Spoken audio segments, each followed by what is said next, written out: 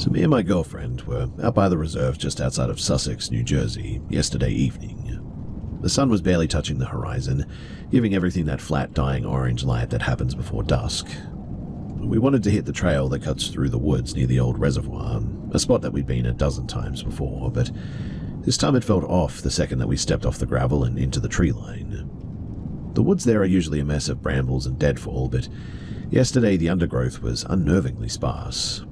The trees were tall, spaced almost perfectly, like someone had come through with a measuring tape to line them up. It was dead silent. No birds, no rustle of squirrels, not even the usual hum of wind through the branches. About 20 minutes in, we both just stopped as well. Right in the center of the path was a bird, a blue jay, or what should have been one. It was curled up in a tight, awkward ball. The thing was completely impossibly black, though. Not just dark or in a shadow, but like it had been spray-painted with matte black ink. There was no smell, and despite the warm air, the thing looked bone dry. I leaned in expecting to see ants or flies working on it, but there was nothing. It was just an empty, dark husk sitting on the dirt. My girlfriend then grabbed my arm, her grip digging in, and she looked pale, like she had just been hit in the gut or something. I didn't have to ask, though, because I felt it too. A heavy, tight pressure radiating from the center of my chest. And then, it was like the air had suddenly dropped 10 degrees and got twice as thick. We didn't say a word. We just turned around and started heading back. The light was fading faster than it felt like it should have. And by the time that we were halfway back, the path behind us was already swallowed by a weird, sort of purple haze. And that was when we heard it. It started as a high, thin sound, a woman's voice, sharp and frantic, calling out for help. It sounded like it was maybe 50 yards behind us, but we kept moving, faster now, not wanting to run, but certainly wanting to be anywhere else but here. The voice, it didn't get quieter too. It shifted. 1 second it was like almost right on our heels, and then it sounded like it was coming from the treetops to our left. Then suddenly it was muffled, like it was being shouted from inside of a tunnel. The pacing was all wrong too. It wasn't the sound of someone walking behind us. It was like the sound itself was sort of popping in and out of existence, jumping between points in the woods. I never really believed in the old stories that my grandmother told me back home when I used to live with her, about things that mimic voices to pull you off the trail. But as we were speed walking toward the edges of the field, that same sound kept playing the same trick, getting louder when we were already ahead and then sounding miles away just as we were looking back. We broke out into the field, and the silence immediately snapped back into place. The crickets, they started up again. A car rattled by on the road in the distance, and the voice was now gone. We didn't talk about it until we got to the car because we were running so hard. We decided then and there, though, that we were not going to go back into those woods, not even when the sun was high, ever again, because there's certainly a difference between a weird noise and a weird noise that feels like it's hunting you, and this was definitely the latter.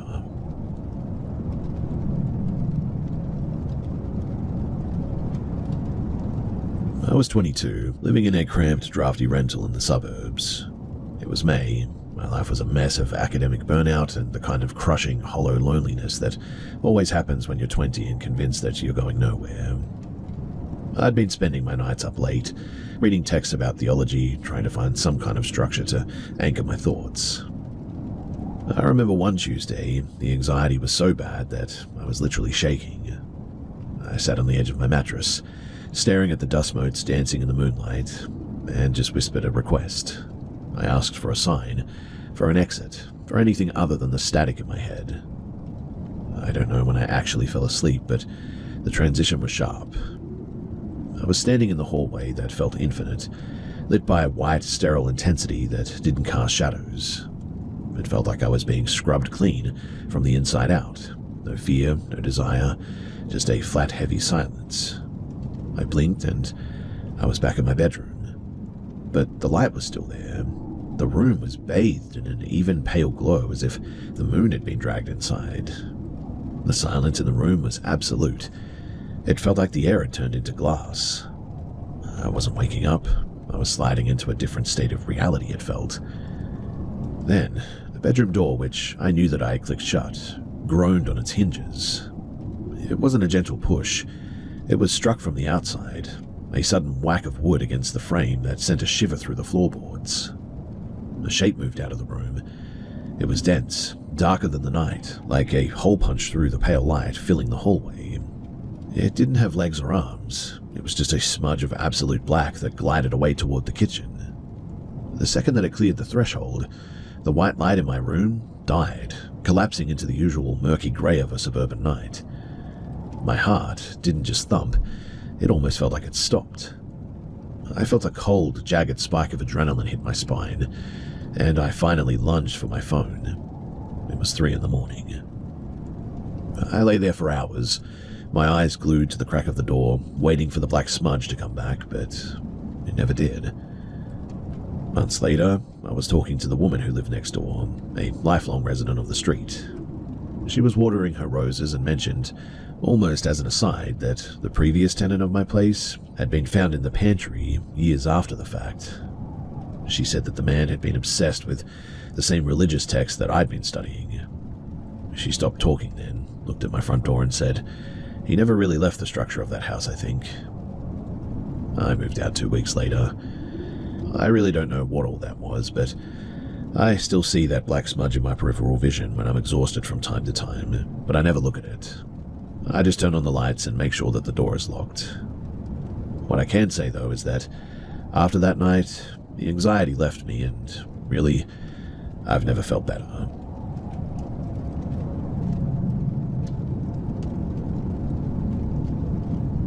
I was 10 years old in the summer of 1994, living on a sprawling, isolated acreage. My father, he ran a small-scale poultry operation. Nothing fancy, just a few hundred free-range birds protected by wire mesh coops, really. He was a man of patterns, though, and he knew his flock like he knew his own hands. When the birds started vanishing, though, he didn't just count the loss, he tracked the method. Now, this was not a normal predator attack. No feathers were left, no blood, and no signs of scavenging, too. Each bird was gone, but the coop doors remained latched, and the fine-gauge wire was never breached. The only thing left behind was a series of perfectly circular, charred-looking indents in the dirt, arranged in an irregular row leading away from the coop toward the tree line. My father spent 3 nights sitting on the porch, nursing a coffee and a shotgun, but he never saw a thing. Then, on the 4th night, the dogs went absolutely silent. And that was the most unsettling part, really. I mean, usually if a fox or something else was out there, they'd be howling the house down. Instead, though, they retreated under the farmhouse, whimpering and refusing to come out, even when my father called. Around 2 a.m, there was this weird sound. It wasn't mechanical, but it sounded more like a really weird sort of thrumming sound. It almost sounded like somebody had got some speakers, dropped the bass down to absolute limit, and just had them going like that for, I don't know, maybe 5-10 minutes. My father grabbed his torch and went out, and I was right behind him, huddled in the doorway. We tracked the sound through the coop, and as the beam of his torch cut through the night, it hit something standing near the feed shed. It was about 4 feet tall, standing upright, with skin that looked wet or grey like riverstone. It wasn't wearing clothes, at least I don't think it was, but it had a sort of strange boxy shape to its torso, and its limbs were long and thin. At the time I had no idea what it was, but now that I know about grey aliens and all that, I'm telling you that that's pretty much what this thing was, although a little bit different. It was hunched over, though, clutching one of the hens to its chest. When the light hit it, it didn't scramble or scatter. It turned its head toward us. It didn't seem to have a mouth, but just sort of where one should have been, or maybe it did, but it was so small that it could barely be seen. It had huge black eyes, and they were mesmerizing. It stood there for a heartbeat, its limbs rigid, and then it moved. It didn't run. It sort of propelled itself forward with a sort of jerky, unnatural momentum, clearing the 6-foot fence of the boundary paddock without even touching the top wire. My father raised the rifle, but he didn't fire in the end. He told me later that it was because the thing had moved with such startling fluid intent that he was suddenly terrified of what might happen if he missed. We tracked it to the edge of the creek line, where the reeds are tall and the terrain gets pretty swampy. My father kept the light trained on the ground, expecting to see footprints, but the mud was undisturbed. The creature had essentially vanished into thin air. Interestingly enough as well, we never lost another bird after that. The charred indents in the ground eventually filled in with dirt, and the dogs went back to being their usual aggressive selves. My father never talked about it again after that, and neither did I, really. I'll never forget that night for as long as I live, because it was the moment in time where I really realized that there was something more to life. Whether you call that spiritual, other dimensions, or anything like that, I don't know exactly what it is, but I'm certainly more open to the possibilities of things than I was before that.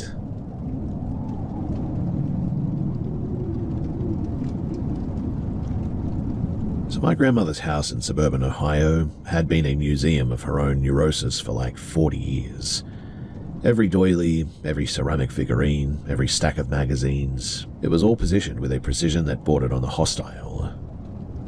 When she died last winter, the house, it actually passed to me, and I hired a contractor, a guy named Miller, who had been remodeling homes in this county since the late 80s, to get it ready for sale. I wanted the place stripped bare, basically, so we pulled out the floral wallpaper, tore up the shag carpet, and gutted the kitchen.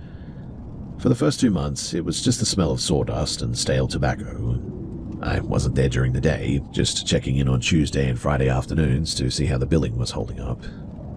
It was mid-March, though, when Miller finally pulled me aside. We were standing in what used to be the dining room, now just a hollow box of bare studs and subfloor. He looked tired, but not the I've been working 10 hours a day kind of tired, but the I haven't slept in a week sort of thing. "Look," he said, rubbing the back of his neck, "my guys are starting to ask for hazard pay, or they're going to walk." He laid it out for me, matter of fact, like he was reporting a structural flaw. He said that every time that the house went quiet, the temperature in the crawl space in the upstairs landing would plummet. He said that they had been working in the basement, pulling copper wire, when they heard the distinct sound of heavy porcelain plates being stacked in the dining room table directly above them. "We go up there," Miller said, "but there's nothing there, not even a dust bunny." Then there was the tapping. He claimed that throughout the day, there was this tapping or knocking sound that would come from inside of the walls. It wasn't the erratic pop of heating ducts or the settling of timber. They checked that. This was deliberate. 3 knocks on the northern wall and then a pause, then 3 knocks on the southern wall. I didn't believe him. I told him that it was the age of the house, the expansion of the wood, the drafts and all that. He didn't argue, though. He just handed me a roll of painter's tape and told me to sit in the kitchen for an hour and listen. So I did. I sat there for 20 minutes. The kind of silence that rings in your ear a little bit. But then, from the hallway, I heard it. A sharp, clear drop sound, like a heavy book being dropped on the carpet. I walked out, flashlight in hand, and scanned the hallway. Empty. I walked into the living room. Empty as well. When I turned back toward the kitchen, that was when my breath hitched. One of the drop cloths that I had left on the floor, it had been moved. It was no longer a crumpled heap. Instead, it was folded neatly and perfectly into a square, right in the center of the doorway. I didn't say anything to Miller. I just told him to finish the painting and that I would give him a bonus to get it done by the weekend. I'm the only one left in the house now. I spent the last 2 nights sleeping on a mattress in the living room, and the first night was fine. But last night, I woke up at 3 because of the sound of a tea kettle whistling. Mind you, I don't even have a kettle plugged in. I'm still using a hot plate on the floor, and I walked into the kitchen, and the sound literally stopped the moment that I turned that corner. I have never experienced anything like this before in my entire life, and I have no idea what to make of it all. I guess that's why I'm here too, because, well, I have to sell this place, but I want to do something about this. If this is a spirit or a ghost or something, well, how do you get rid of it?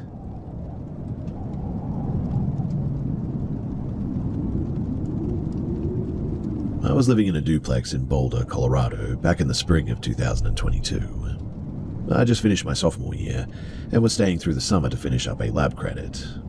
It was a cheap, drafty place with thin walls and a landlord who didn't care about anything as long as the check cleared. My bedroom was at the back of the house, right up against a trellis that was completely choked with dead ivy. One Tuesday, sometime early in the morning, I woke up because the room felt really weird, like the air had turned into static. I didn't reach for my phone, I just laid there instead, staring at the closet door that I knew that I'd pulled shut before bed, because it was now hanging open 4 inches, showing nothing but a slice of pitch black interior. I figured that the latch was just loose. I rolled out of bed, stepped over to the closet, and gave it a solid shove until it clicked. The moment that I got back into bed, though, I heard it. The closet door suddenly swung open again, and this time, it sounded like something came out of it. It sounded like a heavy piece of meat hitting the carpet inside the closet, then a sliding sound over the carpet. I didn't move. My head was literally buried in the pillow, and I was focusing entirely on my breathing so that I wouldn't make any sound. The sliding then stopped, and for a solid minute, there was just silence. Then I heard a whisper. It wasn't loud, and it didn't sound like it was coming from the closet. Instead, it sounded like it was right against the back of my neck. "Still here" is what I heard. I reached under my bed, grabbed the flashlight that I kept for emergencies, and swung it toward the closet in one motion. The door, as I assumed, was wide open. The shelves were empty, though, just as I left them. But the back wall, the one that shared the space with the outside trellis, was covered in a fine, thick layer of I don't know what it was, but it sort of looked like frost. And right there in the center of this frost were 5 distinct long-fingered handprints, pressed deep into the drywall, the tips pointed downward. I didn't put on shoes. I just grabbed my keys, walked out the front door, and I sat in my car until the sun came up. I didn't go back inside that duplex for 3 days, in fact. And when I finally did return with a couple of friends to pack my stuff, the frost was gone, but the wall where those prints had been was now warped and sort of discolored, like somebody had taken a blowtorch to the paint. I never found out what had been in that closet, and honestly, I don't even want to. I just know that for the rest of that summer, I slept with the lights on. I've moved 4 times since then, and every single room that I pick now has an open concept wardrobe. I don't care how messy it looks, I just need to be able to see that back wall at all times.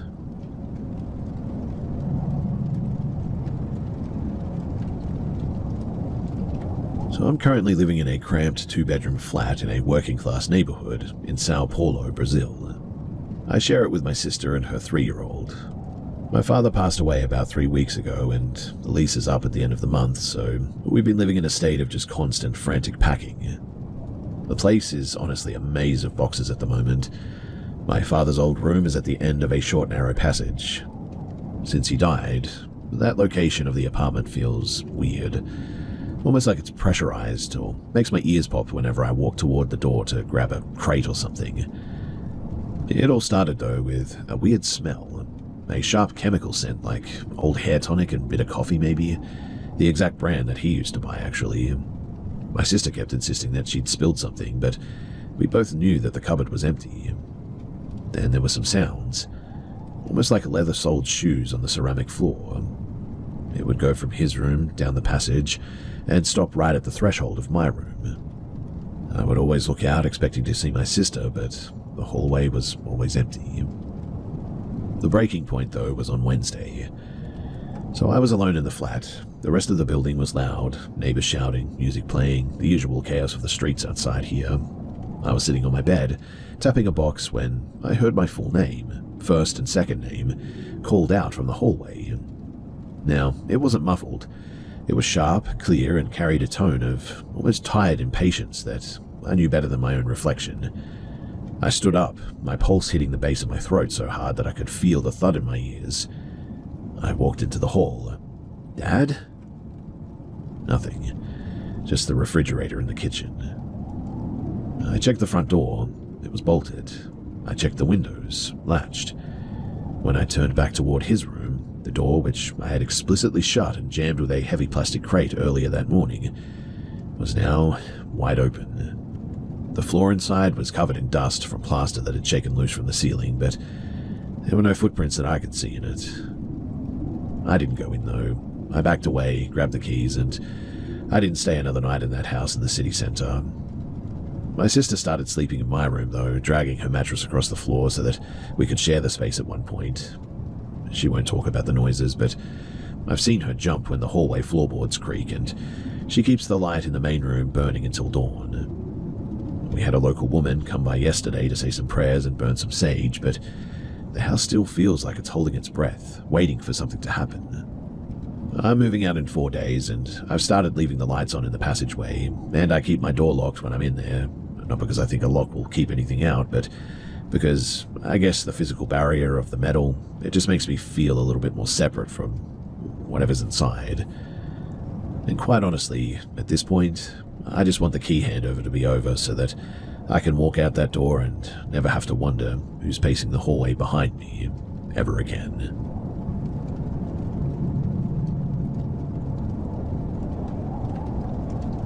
When I was about 6 years old, we lived in an old farmhouse in rural Manitoba, the kind that creaks in the wind and has a basement that always was damp.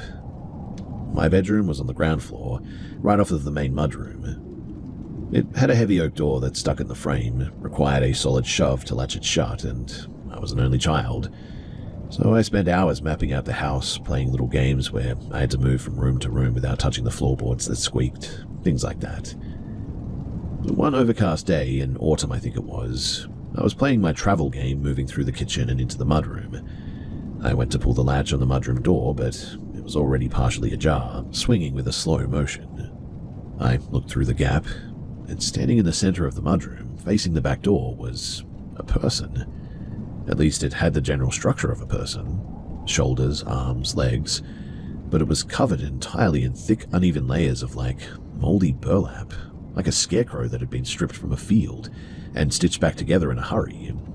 It stood dead still, and its head was slightly cocked to the side, as if it were listening for a sound that I couldn't hear. I was young, of course, but I knew that what I was seeing just wasn't right. The atmosphere around the figure looked blurry too, like heat rising off of a highway. I didn't scream. I just sort of stood there, my hands frozen on the doorframe, watching as this thing turned its head. That's when I noticed that there were no eyes. There was no nose, just a cluster of what looked like really weird, dried, twisted straw poking through a tear of the fabric, if that's even what you would call it. It moved toward me, though, not walking, but sliding. And upon seeing that, I bolted. I scrambled into the living room and found my father working at his desk. I told him that there was a monster in the mudroom, a man made of rags. He didn't get angry. He just stood up, grabbed the heavy iron poker from the fireplace, and told me to stay put. He was gone for maybe 3 minutes, and when he came back he looked pale, his hands trembling as he set the poker down. He walked straight to the back door, checked the deadbolt, and then he checked the mudroom latch. He stood there for a long time, staring at the dust on the floor. "There's no one here," he said, his voice sort of tight. "But the back door was open and there's dirt everywhere." There were no footprints leading away from the house, and the soft mud outside of the back step was undisturbed, as if the door had been opened from the inside by something that didn't need to step across the threshold. My mother always said that it was the isolation and the harsh winters that made me imagine things, but she never did explain why they sold the farmhouse for half of its value in the end, or why my father spent the next 3 years sleeping with a shotgun under his bed. I try not to talk about it, to be honest, but every now and then I'll be in a thrift store and catch the smell of that sort of damp burlap, and immediately I'm 6 years old again, standing in that doorway, waiting for something that shouldn't be real to turn its head and to look at me.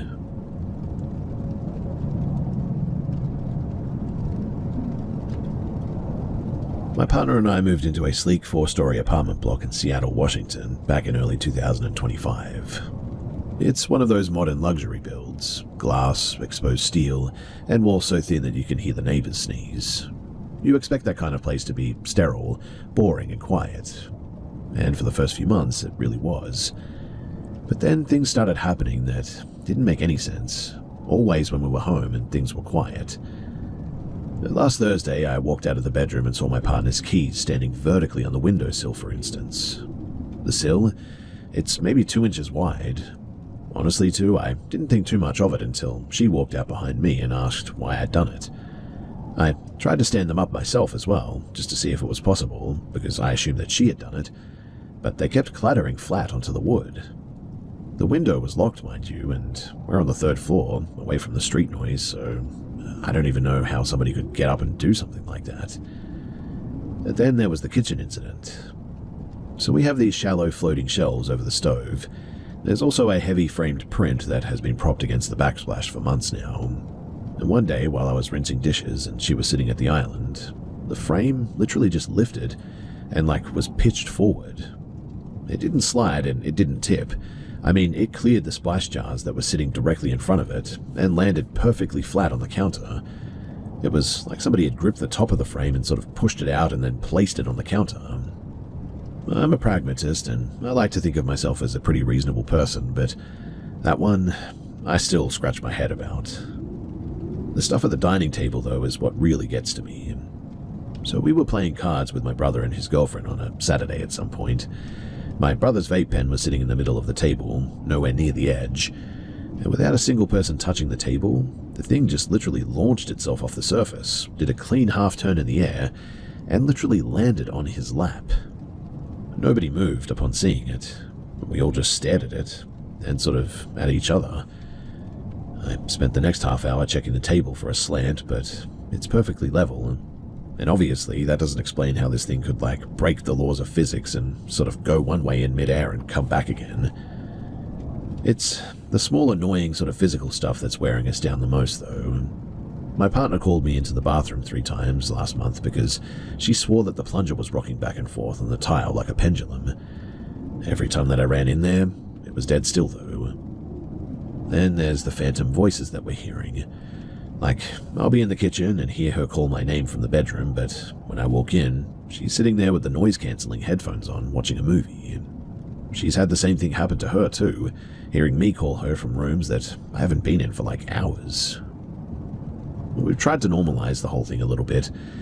We blame the ventilation the most, or just sleep deprivation, but none of that really explains why a heavy frame bypasses objects on a shelf, or why keys refuse to fall over when you stand them on their edge, or how the laws of physics are literally broken. I haven't told the landlord. I mean, what do I say? That the flat is fine, but the objects in it have a mind of their own?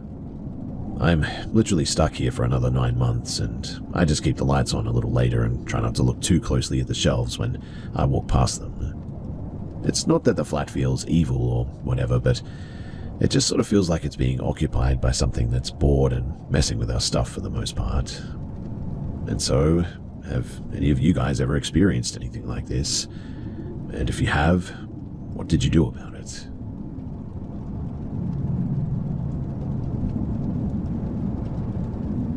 So I'm 26 and I live in Akron, Ohio, in a pretty standard 2-bedder above a dry cleaner. But nothing about the place is really off day to day. My older brother Danny lives with me too, but he works overnight shifts at a packaging plant about 3 nights a week, so on those nights, I'm alone. This happened on one of those nights too. It was a Thursday, pretty normal day overall. I ordered pizza, watched a show, fell asleep at around 1 in the morning, and there was no stress, no weird mood, nothing that would make me think anything unusual was coming.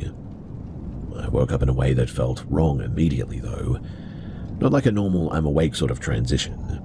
It felt like my mind came online before my body did, and I was fully aware, eyes open, but I had that heavy delayed feeling like my body hadn't caught up yet. I was on my back, which was already unusual for me because I always sleep on my side. The first thing that I noticed, though, was that the ceiling stain above my bed, it's been there since we moved in, and it's kind of shaped like a distorted outline of Texas if you look at it long enough. I've stared at it a lot just out of habit, so my brain locked onto it because it was familiar, but it was sort of moving all of a sudden. And then I noticed that the building was quiet in a way that it usually isn't. There's a guy downstairs who plays a guitar at random hours. It's not loud, but you can definitely hear it through the floor sometimes. That night, it stopped abruptly. No fading out, no last note, just kind of a cut-off mid-sound. It was sudden enough, too, that I remember thinking that he might have just stopped paying attention and muted the strings or something. Right after that, though, I noticed my closet door. I had definitely closed it before going to bed. I always do that. It helps me sleep, but now it was slightly open, maybe a few inches. Not wide enough to see everything inside, but just enough that there was a visible dark gap there. My first thought was that Danny had come home early and gone into my room for something. That seemed like the simplest explanation, so I sat there for a bit trying to confirm that idea in my head and watching this stain above me still moving, thinking that maybe I was just tired or seeing things. But I already knew something just didn't quite match up. I just felt it. I checked his car earlier that night before sleeping, in fact, like I normally do, and it wasn't there. Parking in our lot is pretty tight, so I always glance out before bed just to avoid getting blocked in the morning. So I was pretty confident that I was alone in the apartment. And I also remember very clearly that the closet wasn't just open. It felt like something was inside of the gap. That's the only way that I can describe it. Not visually at first, but mentally. Like my brain picked up on something being present before I fully understood what I was looking at. The darkness in that opening, it felt denser than it should have, like it wasn't just an empty space. I tried to move or call out, but it just didn't come out properly. It wasn't paralysis exactly, but my body just wasn't responding the way that it normally would. More like delayed commands than full control. And that was when I saw movement inside of the closet gap. It wasn't something stepping out normally, and the door didn't open wider. It just didn't seem to matter, in fact. The shape sort of came forward without the opening changing, like the space itself wasn't limiting it. It was tall, but the proportions didn't register correctly. My brain kept trying to recategorize it as a person, but it didn't fit cleanly into that idea. There was no clear face or defined limbs that I could make out properly in the dark. It moved across the room in a straight line and stopped at the side of my bed. As soon as it did, it felt like I was in an icebox. It also felt localized, like the space around this thing was colder by default. That part stood out to me more than anything else too, for some reason. It stayed there for a bit. I don't know exactly how long because I wasn't checking the time, obviously, but I just remember focusing on the ceiling again because I didn't want to look directly at this thing. At some point, it leaned in and placed what felt like 2 fingers on the upper part of my chest, near my collarbone. It wasn't pressure or force. It was more like contact without intention, like it was checking something or confirming something physically. And then, all of a sudden, this black sort of mist, or black shadow, or whatever it was just gone. No movement away, no fading, just literally not there anymore. And right after that, my body literally snapped back into full control, and I sat up immediately, turning on every light that I could reach, and I stayed like that until morning. When Danny came home in the morning, I was still sitting upright in bed, fully awake. He asked me what was wrong, and I told him exactly what had happened. He didn't joke about it or dismiss it too. He just listened, then went straight to the closet and checked it himself. He stood there for a bit, closed it, and didn't really say anything after that.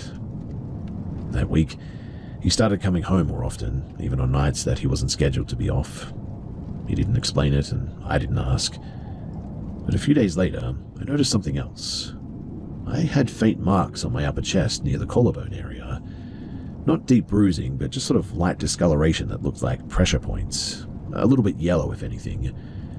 I checked for any possible physical cause, like sleeping position, clothing, anything that I could reasonably link to it, but nothing fit cleanly. I did take a photo of it, mostly to track it, thinking that it might fade or change or something, and I still have that, but I've looked at it more times than I should have, trying to convince myself that there's a normal explanation, that I'm just missing somewhere here. So far, though, I genuinely haven't found one that fully holds up without forcing it.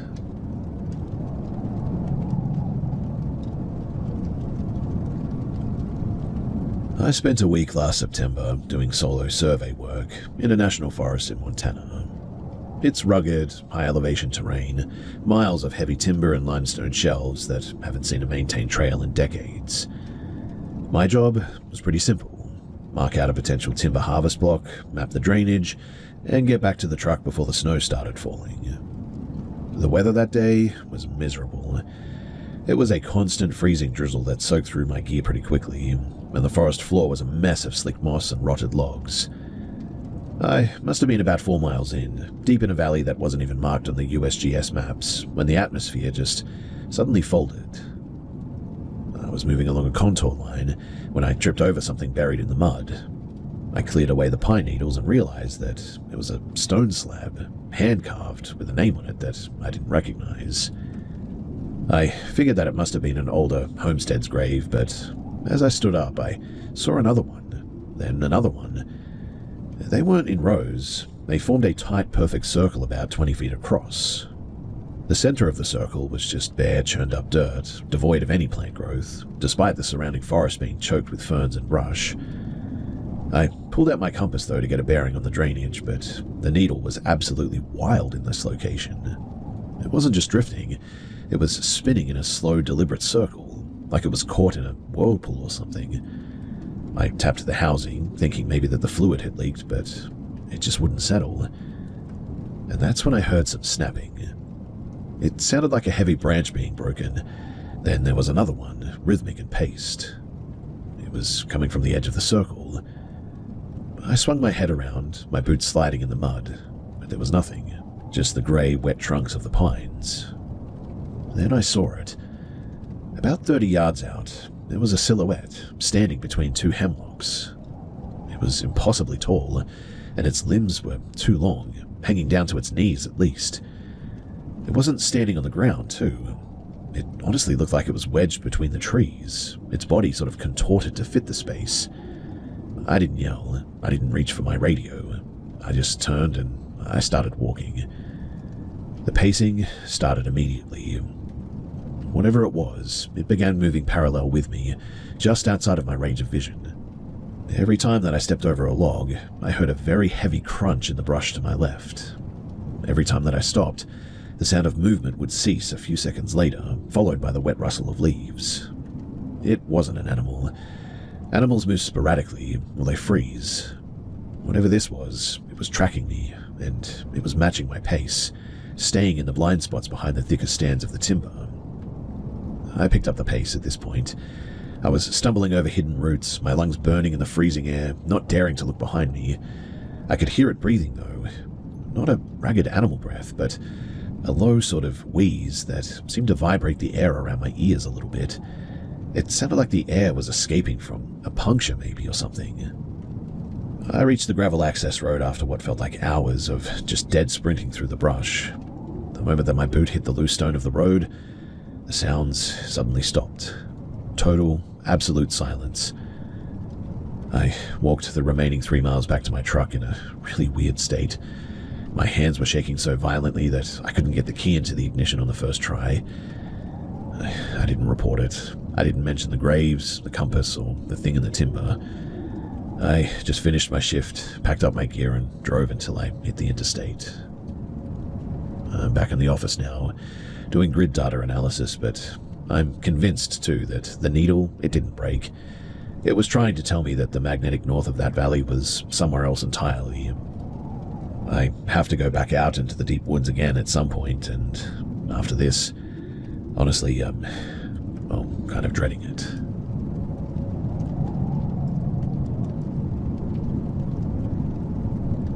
I grew up on the edge of a mid-sized town in the county of Durham, where the housing estates abruptly drop off into ancient, neglected woodland for miles.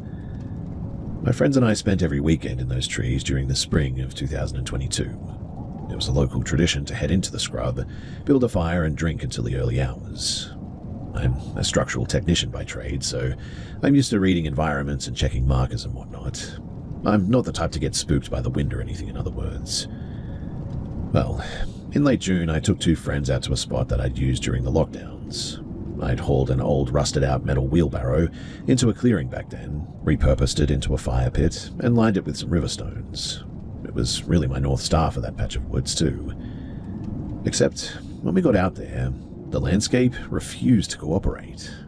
We walked for 2 hours, and the clearing, the wheelbarrow, and the distinct Y-shaped oak that marked the trail were all gone. It was like the forest had been sort of rearranged almost. Frustrated, we just pitched our gear into a random hollow and we got a fire going in the end. Around 11 p.m, one of the lads, Mark, decided the dark was getting to him and he wanted to head back to the streetlights. I volunteered to walk him to the perimeter. The walk out was pretty uneventful really, but on the return trip, about 300 yards from our fire, I swear to you that I heard a voice.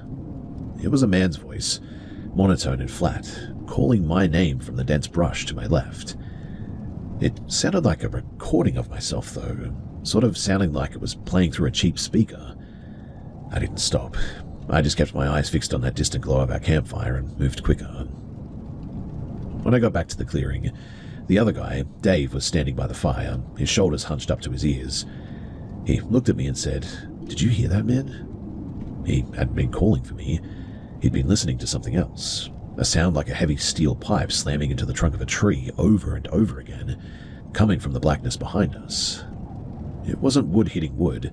That much was absolutely clear. It was the unmistakable sharp ringing clang of like iron or something. We didn't debate it any further though.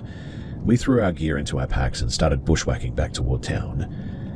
We hadn't gone 20 minutes in too when I stopped dead. Sitting in the middle of the trail that we'd already walked over earlier that evening, and I want to stress that we had been here multiple times, was the wheelbarrow. It was rusted, filled with fresh wood ash, and sitting exactly where I'd remembered it being months ago. Beside it lay a single thick leather work glove as well, the kind that Dave had been wearing until we started packing up. I looked at Dave, who was staring at the glove with his mouth hanging open. I haven't taken mine off since we left the fire," he whispered. Just then, too, the clanging started again, a massive metallic thud that literally echoed through the trees, like something had been hurled at us from 50 feet away almost. Then another one, closer.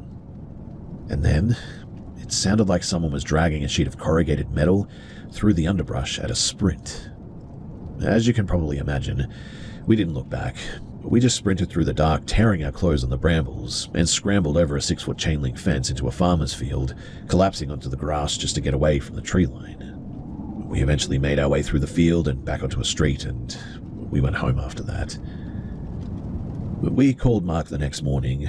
He was already at his place, confirmed that he'd stayed home, and asked if we found his glove at the site. I told him that we had found one, sitting in a place that didn't make much sense, but I've thought about going back in daylight, but the memory of that sound and that flat mechanical sort of rhythmic ringing in the trees, it prevents me from doing so and always stays with me. I don't know who or what was moving that wheelbarrow around or how it had Dave's gear before we even dropped it. All I know is that those woods felt like a machine that had been turned on while we were still inside of it. And so I have not stepped foot into it since then.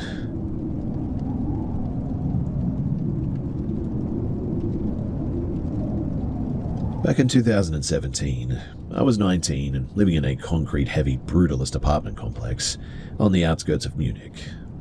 It was a bleak time in my life, really. Lots of cheap synthetic drugs, aimless nights, and people who were just sort of hollowed out as much as I was. I met Elle at a basement party in a suburb near Parsing. She was really an outlier, too. The room was a chaos of loud music and frantic energy, but she just sort of sat there in the corner chair, perfectly still, watching the rest of us like she was taking notes. We didn't talk much, but the way that she held her gaze, that always stuck with me. 5 years later, in 2022, I was at an illegal warehouse rave. It was a sensory overload too. Strobe lights, heavy bass, people sweating through their shirts. And out of nowhere, she just sort of appeared in the crowd. And the weird thing is that she looked exactly the same, as if she hadn't even aged a day. We spent the night together in that manic, chemically fueled bubble. She was intense too, clinging to me with a kind of desperate focus that felt more like she was trying to read my thoughts than actually have a conversation. When I finally left the club, I accidentally kept her sweater though. It was a petty, stupid excuse to reach out again, but I sent her a message and she came over 2 nights later.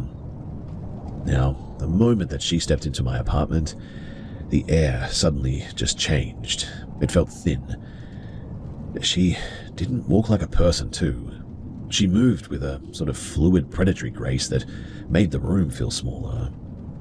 She sat on my couch and, without any preamble, started talking about a friend who had cheated her. She described locking the door to her flat, sitting the person down and carving into their back with a box cutter. She didn't sound angry. She sounded bored when she said it, like she was describing a tedious chore. I sat there, my hands locked down between my knees, trying to keep my breathing even. I didn't want to challenge her. At this point, I honestly just wanted her to leave. We went through the motions of sleeping together, though, but it felt like I was sharing a bed with a mannequin almost. Cold, unresponsive, and deeply fundamentally wrong. When she finally walked out at 4 a.m, the silence in the apartment felt like a literal physical weight had lifted. I went dark on her after that. I blocked her number and changed my routines entirely. 2 months later, though, I was struggling with a heavy bout of insomnia at one point. It was maybe around 11:30 on a Tuesday, and I was walking to the 24-hour kiosk to get some cigarettes, and my phone buzzed in my pocket. There was a Snapchat notification. I opened it, and a high-contrast photo of my front door, taken from the hallway, was there. I was confused at first. I didn't even realize it was my door at first, to be honest, but when I did, my stomach turned. I didn't open it. I waited a heartbeat, in fact, and another notification popped up. A photo of my welcome mat, taken from inside of the stairwell. Then a third, the view of my apartment window from the service alleyway outside. No text, no emojis, just the documentation of my perimeter, it seemed. I didn't go back to the apartment after that. I went to a friend's place instead, stayed on his floor for 3 days, and then moved my stuff out while he stood guard in the hall. It was another 2 years as well before I saw her again. I was at a crowded pub, minding my own business, when I felt pressure on my shoulder. She was standing right behind me. Her face was a mask of cold and sharp fury. She didn't ask how I was. She just leaned in, her breath warm and moist, and whispered, "Why are you telling people that I'm sick?" Again, the air around us suddenly changed, and it seemed like it was humming. That same low artificial frequency that I had felt years ago. I didn't look at her. I didn't even finish my drink, in fact. I just walked out the back door, and I didn't stop until I was 3 blocks away, checking over my shoulder every 10 feet. I moved to a different city a month later after that. And look, people call it a toxic encounter or a stalker situation, but I just really don't think that captures it entirely. It honestly felt like I was being hunted by, well, someone who wasn't playing by the rules of, human social interaction at all. I have seen her since then, but thankfully she hasn't seen me, and my first instinct is to always sort of want to say hello, but then I get that same gut feeling, and I always back out.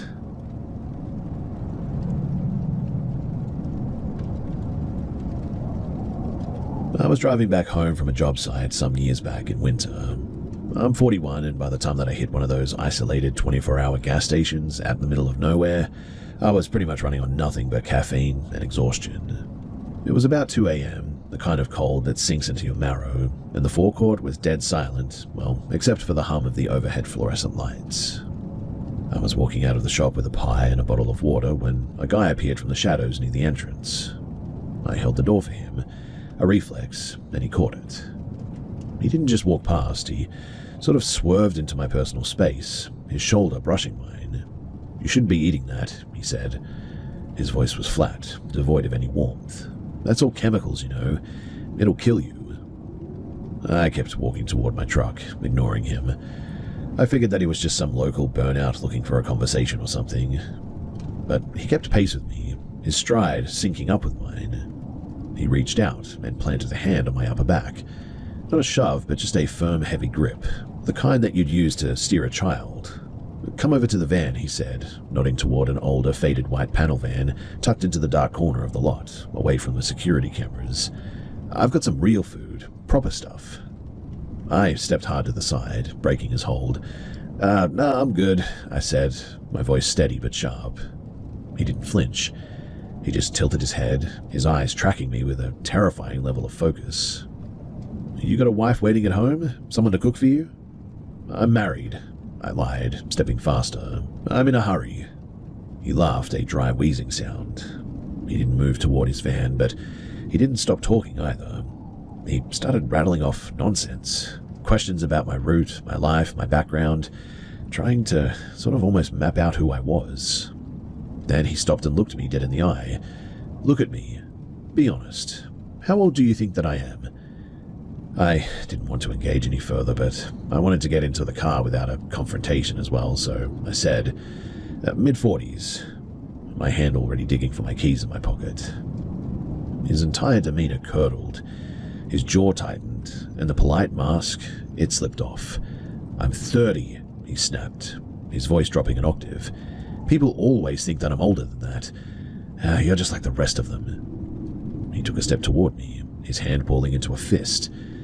I didn't wait for the next sentence. I hit the unlock button, threw myself into the truck, and slammed the door, locking it before my backside even hit the seat. He stayed there for a moment too, standing under the light of the gas pumps, watching me start the engine. As I pulled out onto the highway, I checked my mirrors constantly. He didn't head for the van. He just stood there, motionless, a dark silhouette against the gravel, watching the truck until I rounded the bend. Now, it certainly wasn't a long interaction, maybe 90 seconds total, but the whole thing seemed surgical. He was testing my boundaries, trying to see if I'd let him lure me into the dark, and then he was trying to provoke a reaction when I didn't play along. I didn't sleep that whole drive back, in fact. Every set of headlights that came up behind me in the darkness, it just made my skin crawl.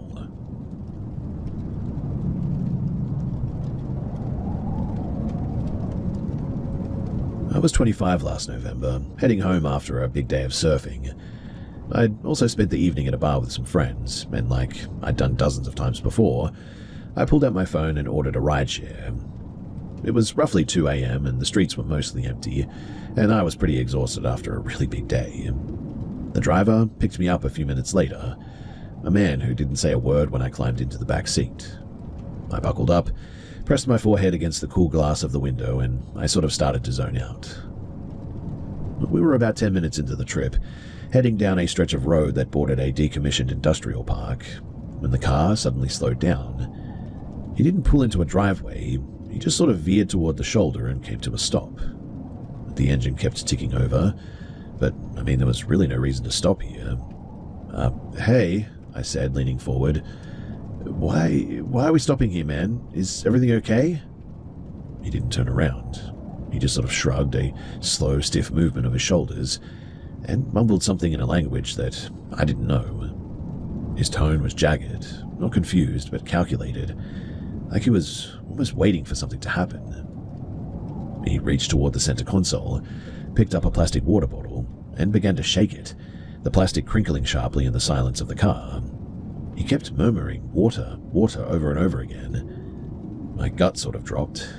This wasn't just a mismatch in conversation. It seemed more like a performance. I reached for the door handle, but it wouldn't budge. "Unlock the doors," I said, my voice rising now.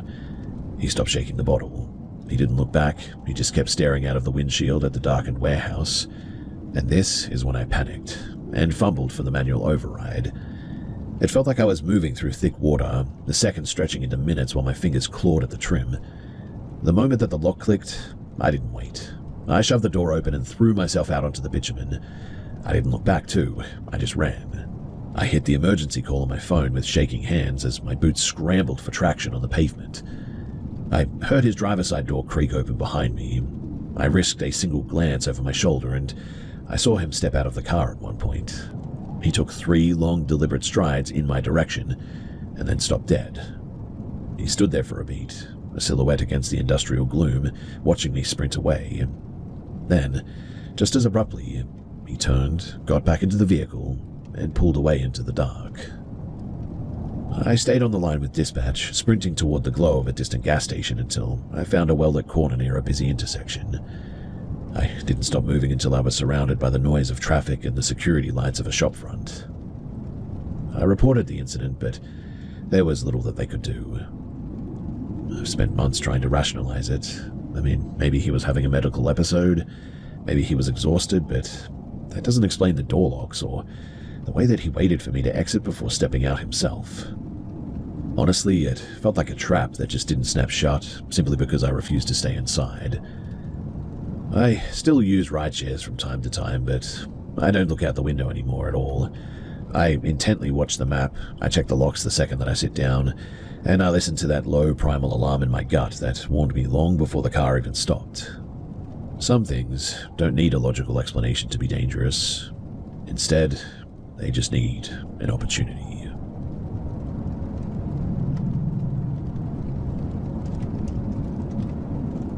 So I flew out to visit my girlfriend last year in a secondary city in southern India.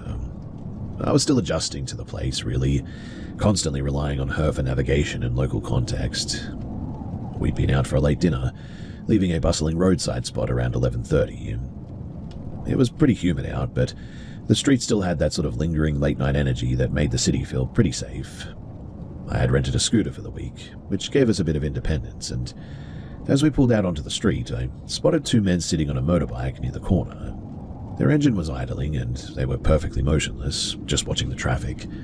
It was a pretty common sight, really, but for some reason my gut gave a sharp, unbidden warning. I didn't say anything to my girlfriend, just sort of focused on the road at first. A few minutes into the drive, I checked my side mirror, and the same bike was behind us. I told myself, though, that it was just shared traffic. But when I slowed down near a brightly lit shop under the guise of checking my phone, they slowed down too, staying back in the shadows, keeping a deliberate fixed distance. When I pulled into the flow of traffic, they did the same too. That was when the static hit my brain. I leaned back and whispered, "Do you see that bike behind us?"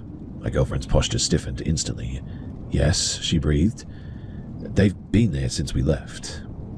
It was around this time, too, that the city really began to thin out. We hit stretches of road where the shops gave way to dark, looming walls and stretches of unlit pavement. I realized then that I couldn't risk leading them to her apartment, so I asked her for the nearest police station, my heart now racing 1,000 miles an hour. We started testing them, too. I took a hard right, then a jagged left, cutting through narrow residential lanes. They mirrored every single move, always keeping the same predatory gap, never closing in and never falling away. This was a controlled hunt. Suddenly, they throttled up, though. The engine whined as they tore past us, pulling up sharply about 30 meters ahead. They stopped their bike sideways, effectively barring the lane. This was a blockade, plain and simple. Seeing that, my adrenaline instantly spiked, that cold, crystalline clarity where everything slows down. I didn't stop, though. I slowed just enough to lull them into thinking that I was about to yield, and then I yanked to the handlebars, swerving into a tight gravel-strewn side alley that felt like a suicide mission at first. My girlfriend shouted directions, her voice tight with terror, guiding me toward the precinct that she'd been tracking on her phone. We skidded into the precinct driveway, the scooter's tires kicking up dust as I slammed it to a halt right in front of two officers standing by the entrance. The two men on the motorbike, they didn't even slow down. As they roared past the station, one of them turned his head, shouting something guttural and sharp into the night, but they didn't dare stop. They vanished into the dark as quickly as they had appeared. My girlfriend, she spoke rapidly to the officers in their local language, her hand shaking as she gestured toward the street. They didn't brush us off too, thankfully. One officer mounted his bike and tore off in the direction that the men had fled, while the other waited with us until he returned. They also ended up escorting us the rest of the way to her flat. Now, obviously nothing happened in the sense of physical confrontation, but the intent, it was clear as a physical blow. The way that they had mirrored our movements, tested our reactions, and coordinated that blockade, it was a practiced, lethal efficiency. I didn't sleep at all that night, too, or the next, really. Every time that I closed my eyes, I could see that bike idling in the shadows, waiting for us to just make one wrong turn. I've traveled all over the world, but that night, it changed the way that I moved through the world forever. I don't just look for where I'm going anymore. I now look for who is watching me go there.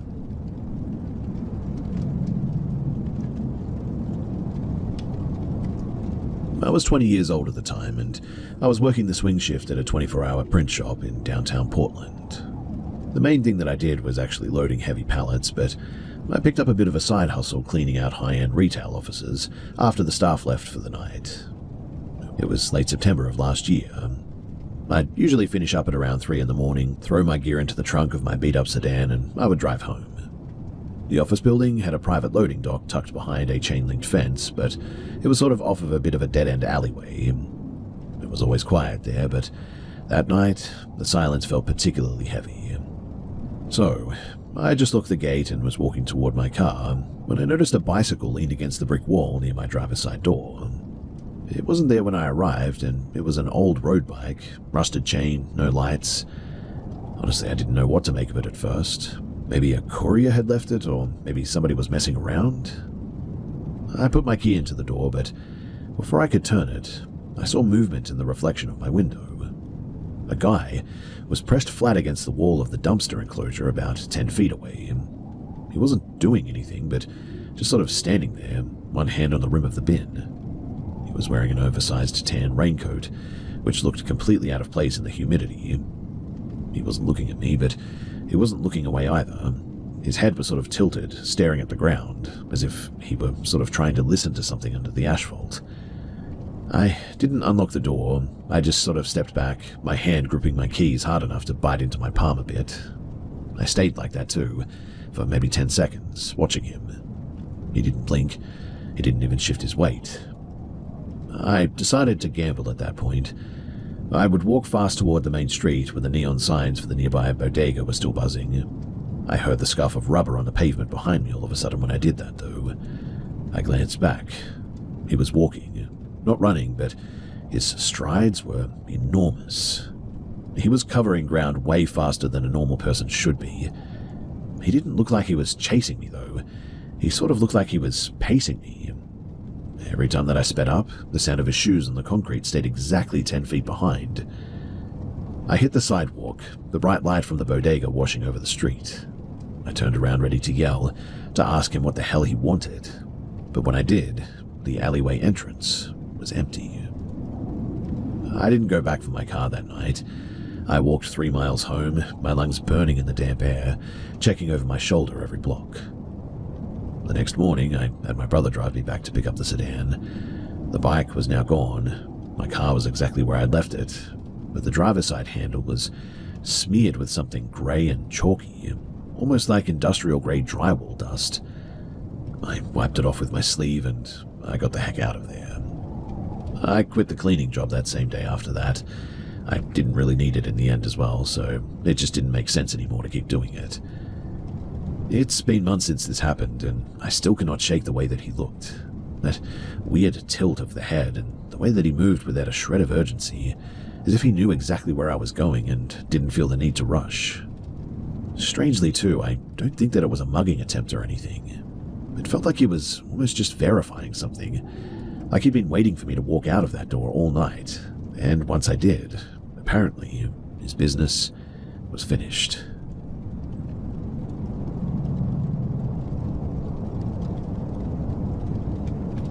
So I was helping my cousin clear out some brush on a piece of scrubland that he just bought, out past the Hawkesbury River, north of Sydney.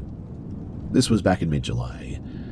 The lot, it was a total disaster too, choked with lantana and overgrown wattle, bordering a dry creek bed that acted like a natural funnel for the wind.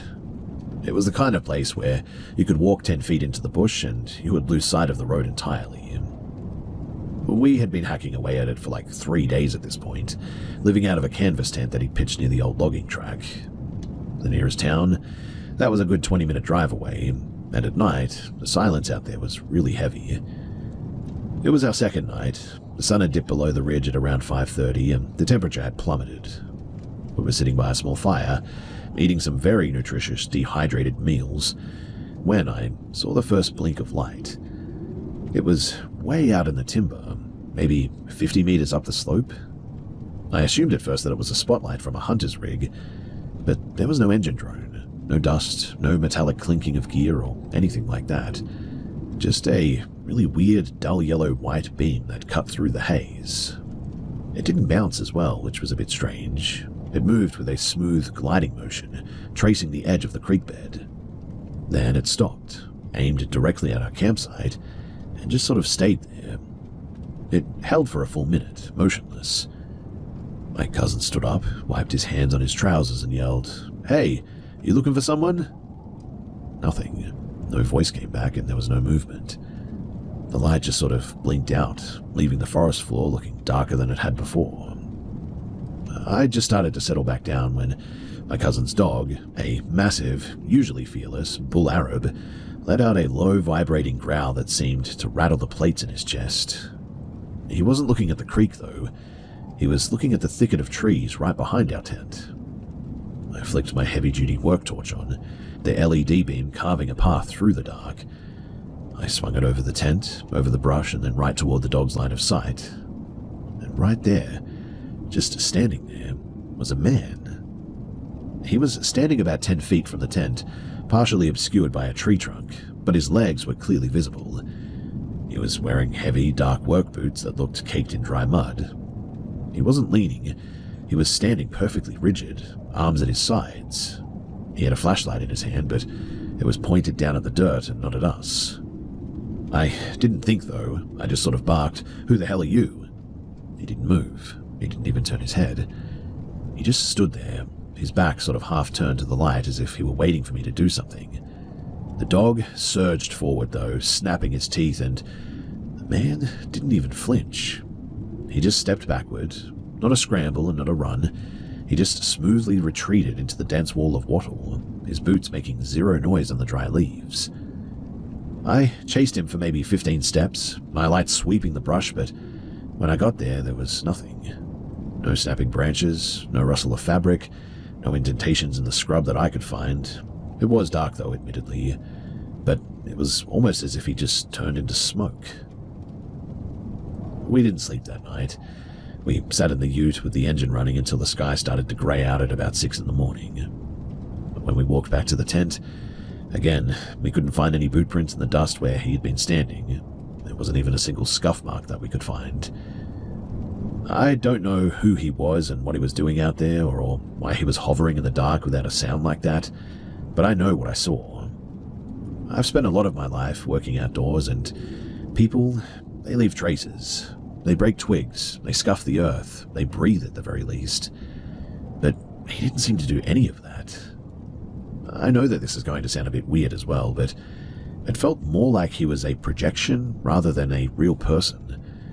And that's something that's still hard for me to explain. Whatever the case, we packed up the next morning and we left pretty quickly. I didn't come back to help after that too. I didn't care how cheap the land was. It just was not worth going back.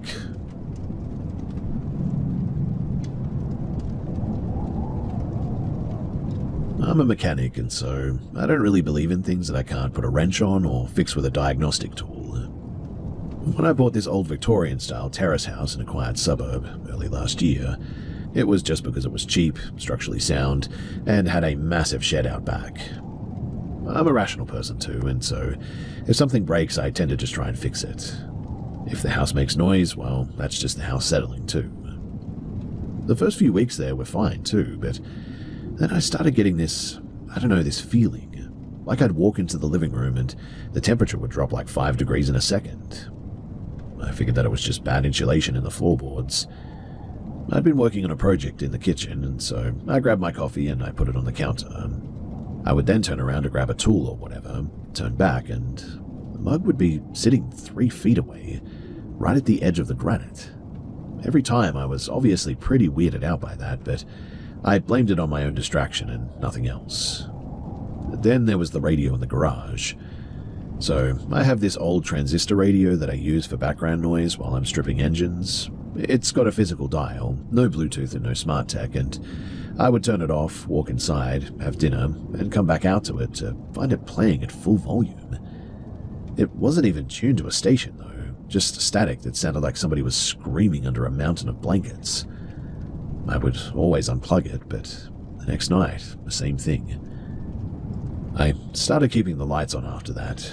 I'm a little bit ashamed admitting that, but it wasn't because I was scared, but because it was just starting to get on my nerves for the most part. It all came to a head on a Tuesday night, though, in late November.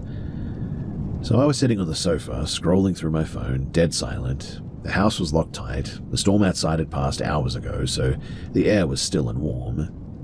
When suddenly I felt a sharp, stinging pressure on my shoulder, like somebody had just poked me with a finger. I spun around expecting my dog, or maybe the neighbor's cat that had somehow squeezed inside, but there was nothing. But then, and I swear to you that this is exactly what happened, right against my ear, a voice said, "Move." Now, this was not a whisper. It was loud, dry, and sounded like somebody gurgling gravel almost. It was a command, spoken with such authority that I instinctively jerked forward, hitting myself against the coffee table.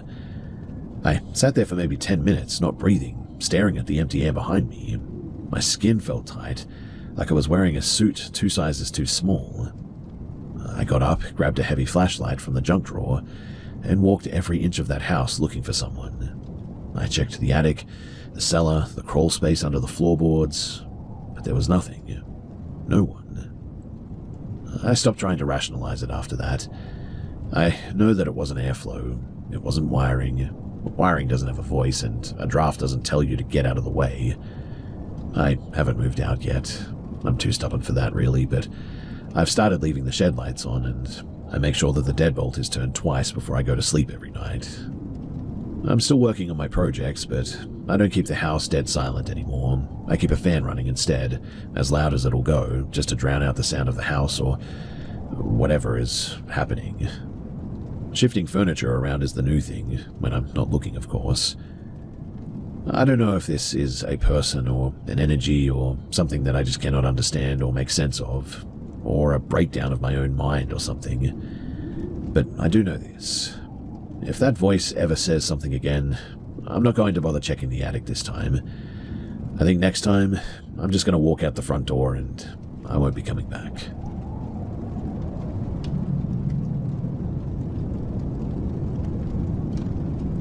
So I grew up in a tightly packed cul-de-sac in the suburbs. You know the type. Brick veneer, uniform driveways, and back fences that are thin enough to hear your neighbors sneezing. It was 2012. I was 15 and I spent most of my time hanging around the park at the end of our street. There was a kid in our year who lived 3 houses down. He was quiet, the kind of person who seemed to fade into the background until he wasn't there at all. And one morning, the street was filled with unmarked cars and people in suits. We found out later that he'd actually ended himself in his bedroom. The mood of the cul-de-sac, it shifted overnight immediately after that too. For about a week, it was honestly just really sad. But then, the weirdness started. Now, it wasn't a haunting in the classic sense. It was just movement, really. My dad, who was a shift worker, started complaining about somebody pacing on our roof at 3 in the morning. He even climbed up there with a flashlight a few times, convinced that somebody was up there. A local thief is what he would say. But he never found anything. But the sound, the sort of heavy scruff sound on the roof, the rubber soles against the terracotta tiles, really, it would happen while he was standing directly underneath it in the kitchen, which I think is why he was so convinced in the end. One night, though, I woke up because my dog was whining at the bedroom window. I pulled the curtain back. The street was bathed in some light, and across the road, sitting on the edge of the neighbor's secondary-story balcony railing, was a figure. It was hunched over, knees pulled up to its chest. It looked a bit like a gargoyle cast in the shadow. I stood there, my forehead pressed almost against the glass, trying to reconcile the silhouette with a human shape. When I reached for the latch to slide the window open, the figure just sort of folded, is the best way that I can put it. It didn't jump, it didn't climb down, it just sort of folded in on itself, into the dark, and then just sort of, well, it was gone. The banging started at the house between ours and this kid's shortly afterward, too. The people there were an older couple, and they swore that somebody was pounding on their interior hallway walls at night. They even had a builder come out to check the foundations, thinking that maybe the house was moving drastically or something, but he never found anything. And then, just as quickly as it had started, the cul-de-sac just went quiet again. There were no footsteps anymore, no shapes on railings, no banging on roofs or anything. The house that the kid lived in stayed empty for 3 years, too. Eventually, though, a young couple with a 4-year-old girl moved in. They were friendly too, the kind of people who put up fairy lights for Christmas and kept the lawn pretty much pristine all the time. The little girl who lived there was always bright and loud. But about 6 months in, she stopped playing outside and I didn't see her for a long time. I would see her sort of sitting in her bedroom window sometimes, just staring out at the park, not moving for hours. Her parents told my mum at a block party that she had started having night terrors apparently, screaming that the boy was standing in the corner of her room, asking for his belt back. They moved out 6 months after that. The house was sold to a rental company and it's been a revolving door of tenants ever since then, none of them staying longer than a year. I'm 29 now and I've moved to the city, but I still drive past that cul-de-sac sometimes when I'm visiting my parents. That house, it always looks different from the others. The paint is just a little bit duller, the weeds in the front garden a little bit taller, and look, I don't believe in ghosts really, and I don't believe in curses or anything like that, but I do believe that some places hold on to events until they leave a stain. Whatever happened in that room, it doesn't seem like it was just a tragedy. It was something that didn't know how to stop being present, and it's never left that place since then.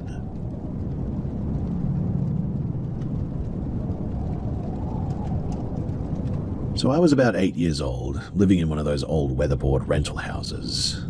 My parents were going through a hellish divorce at the time, and the house felt like a pressure cooker. My mum spent most of her time in the bedroom, chain-smoking and staring at the wall, so I learned to exist in the margins, spending my afternoons catching lizards in the tall grass behind the fence. It was mid-July, one of those crisp, dry mornings that makes the fields look like they're burning gold under the sun. My mum had been expecting her younger brother to drop by at some point. She'd been jittery all morning, pacing the kitchen floor and checking her watch every 10 minutes. Around 7 a.m., I would say, I heard the screen door rattle. I figured that it was my uncle, but when I walked into the kitchen, the room was empty.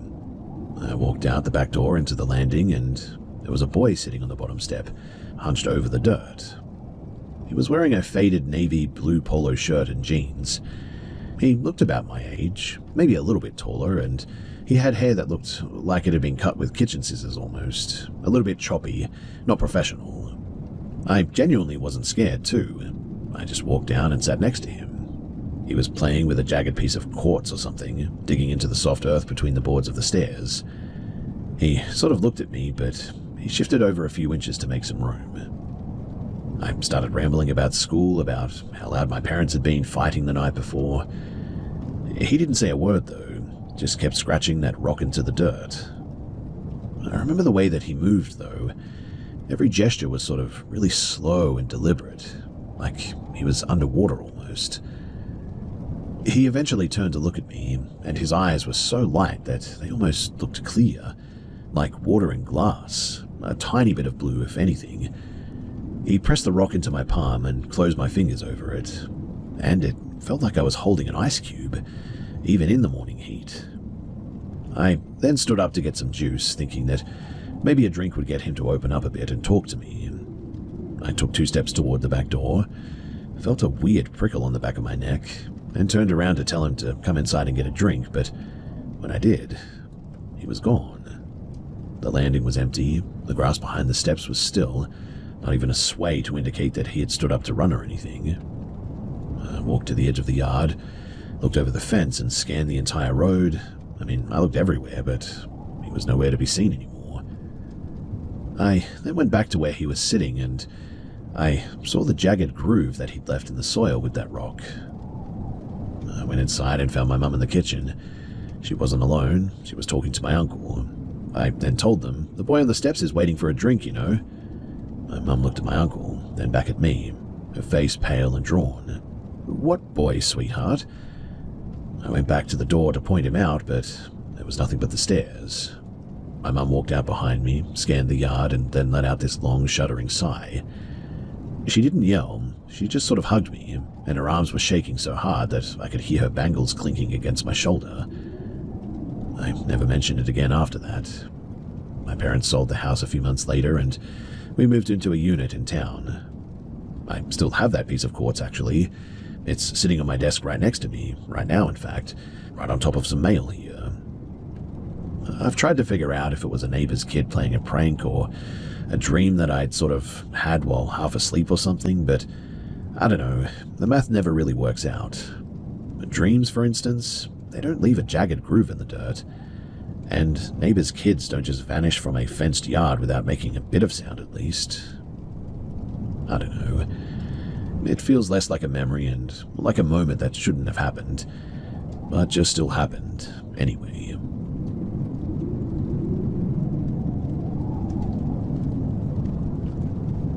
I was about 12 years old when my parents dragged us out into a rental in a semi-rural location. This was back in 2014, and the place was a brutalist-style construction. Nothing but exposed concrete, floor-to-ceiling glass, and a spiral staircase that felt like a death trap in the dark. We moved in, though, around midwinter, and the house was always freezing, the kind of damp cold that seemed to seep out of the walls themselves. My dad, a pragmatic man who spent his life dealing with commercial plumbing, hated that house from the second that we signed the lease. He complained about the pressure, a specific heavy tightness in the air that gave him blinding migraines whenever he stepped into the hallway. It wasn't one massive event, too, that ruined that place. It was the slow, steady decay of reality, really. It all started with the kitchen island. It was a solid block of reclaimed mahogany. I'd been eating cereal, looked down to check my phone, and when I looked up, my bowl would be sort of rotated 90 degrees, or my spoon would be perched perfectly upright on its handle.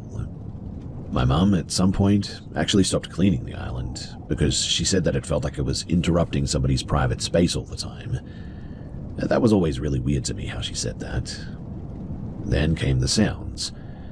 My bedroom was on the ground floor, directly under the master. Around 2 in the morning, I'd hear the floorboards above me groan. Not a house-settling creak too, but that distinct heavy thud of a man pacing the perimeter of my room. My dad even would wake up sometimes, red-faced and ready to fight, but there was never anyone in the room. I confirmed this later in life with him, and he always said that it really frightened him. The most jarring incident, though, that involved my younger brother. He was 6 at the time, and one afternoon he came out of the laundry room screaming and clutching his forearm. When we got him to calm down, there was a perfect bruise of a hand on his skin. Not a child's hand, too.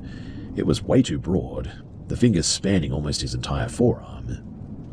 Now, I know that he didn't just make that up, because he would never go back into that room for the remaining 2 years that we lived there. It absolutely terrified him. My mother was the one who saw the figure, though. Now, she was working late in the home office one night, a glass wall annexed off of the main living area. She told me that she looked up from her laptop at one point, and she says that she saw a man standing on the patio, pressed right against the glass. She described him as looking like he had just been hauled out of a dam, skin the color of wet parchment, clothes dark with like sludge or something, water dripping off his coat and pooling on the exterior concrete. She immediately yelled for my dad, but by the time that he rounded the corner with a golf club, the patio was empty. He obviously checked the perimeter, and the gate was still padlocked from the inside, the doors all locked.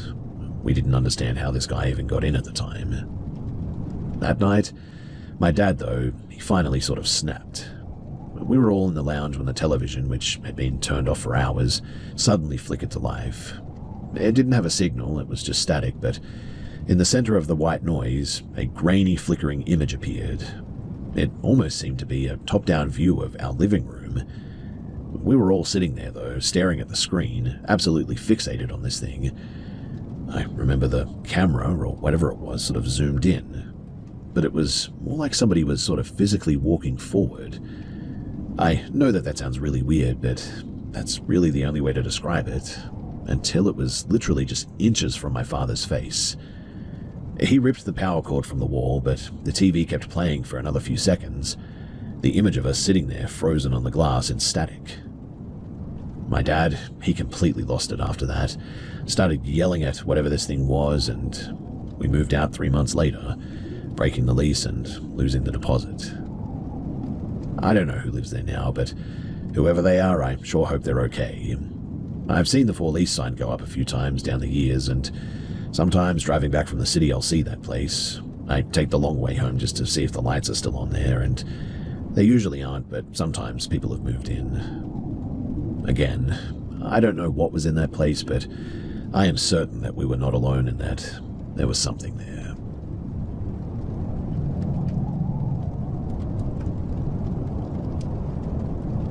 I was stationed at a remote signal relay base in the mountains of the Northern Balkans back in 2013. It was a decommissioned Soviet-era facility, half-carved into the side of a limestone ridge. My job was mind-numbing, let me tell you, monitoring a bank of static-heavy shortwave radios and logging equipment maintenance schedules. There were only 4 of us assigned to the site. We lived in the upper bunker, while the lower levels, which supposedly housed the actual relay hardware, were mostly sealed off. The facility had a layout that made no sense. Corridors ended in blank concrete walls, and there were rooms that didn't appear on any of the blueprints that we were issued. By the second month, the isolation, it had already started to fray our nerves a bit. We were constantly tired, prone to snapping at each other, and the humidity underground was so thick that it felt like you were breathing through a wet rag at times. Around late October, we started hearing the vibration. It would begin at 2 in the morning. It sounded like a heavy electric generator almost, struggling to turn over. I spent 3 nights roaming the lower levels with a heavy-duty flashlight, convinced that a circuit had blown in the sub-basement. Every time that I hit the main relay room, the hum would stop instantly. One night, my lead tech, a guy named Vlado, came up from the lower levels looking like he had seen a car crash. He didn't say a word, just poured himself a double shot of black coffee and stared at the wall. When I asked him what was going on, he muttered that he had heard someone tapping on the other side of the reinforced steel bulkhead inside of the sub-basement. "It's not a pipe," he said, his voice barely a whisper. The next night, I was on shift alone.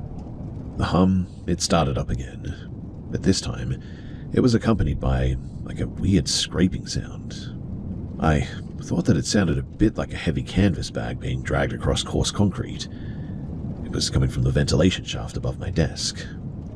I grabbed a ladder and my flashlight, climbed up to the grate and shone the light inside. The shaft was clear for about 10 feet, and then it turned a sharp corner that I couldn't see past.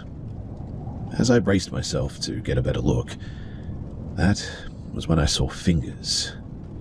Now, they were not human. They were far too long, with extra knuckles, and the skin, it was translucent and sickly grey. They were curled around the edge of the metal shaft, pulling slowly. I didn't yell, I didn't drop the light, I just froze, staring at those digits as they gripped the edge of the grate from the inside of that shaft. I scrambled down the ladder just as the grate propped out of its frame with a sickening screech of rusted screws. I didn't look back. I bolted for the security door, slamming the heavy iron bolt home. The sound that followed was something more than a growl. It was like a roar. I called Vlado on the radio. He didn't even sound surprised. He told me to get to the sleeping quarters and lock the inner pressure door. When he reached me 10 minutes later, he wasn't carrying a weapon. He was carrying a ledger. He flipped it open to a section marked Maintenance Log, which was dated from the 80s. "Read the last entry," he said. I looked down. It was a single line of text written in ink that faded to a rusty brown. "The relay housing has something in it." We finished rotation, but we didn't go back into the lower levels. We sat in the relay room with every light burning, staring at the steel door. The sounds didn't stop until the sun hit the ridge the next morning. I don't know what was in that shaft, and I don't know what was behind that bulkhead. But every time that I think about it, my skin starts to crawl. I spent a long time trying to convince myself that I was just hallucinating or seeing things from the tiredness and all that. But I no longer believe that. I know what I saw, and it wasn't human.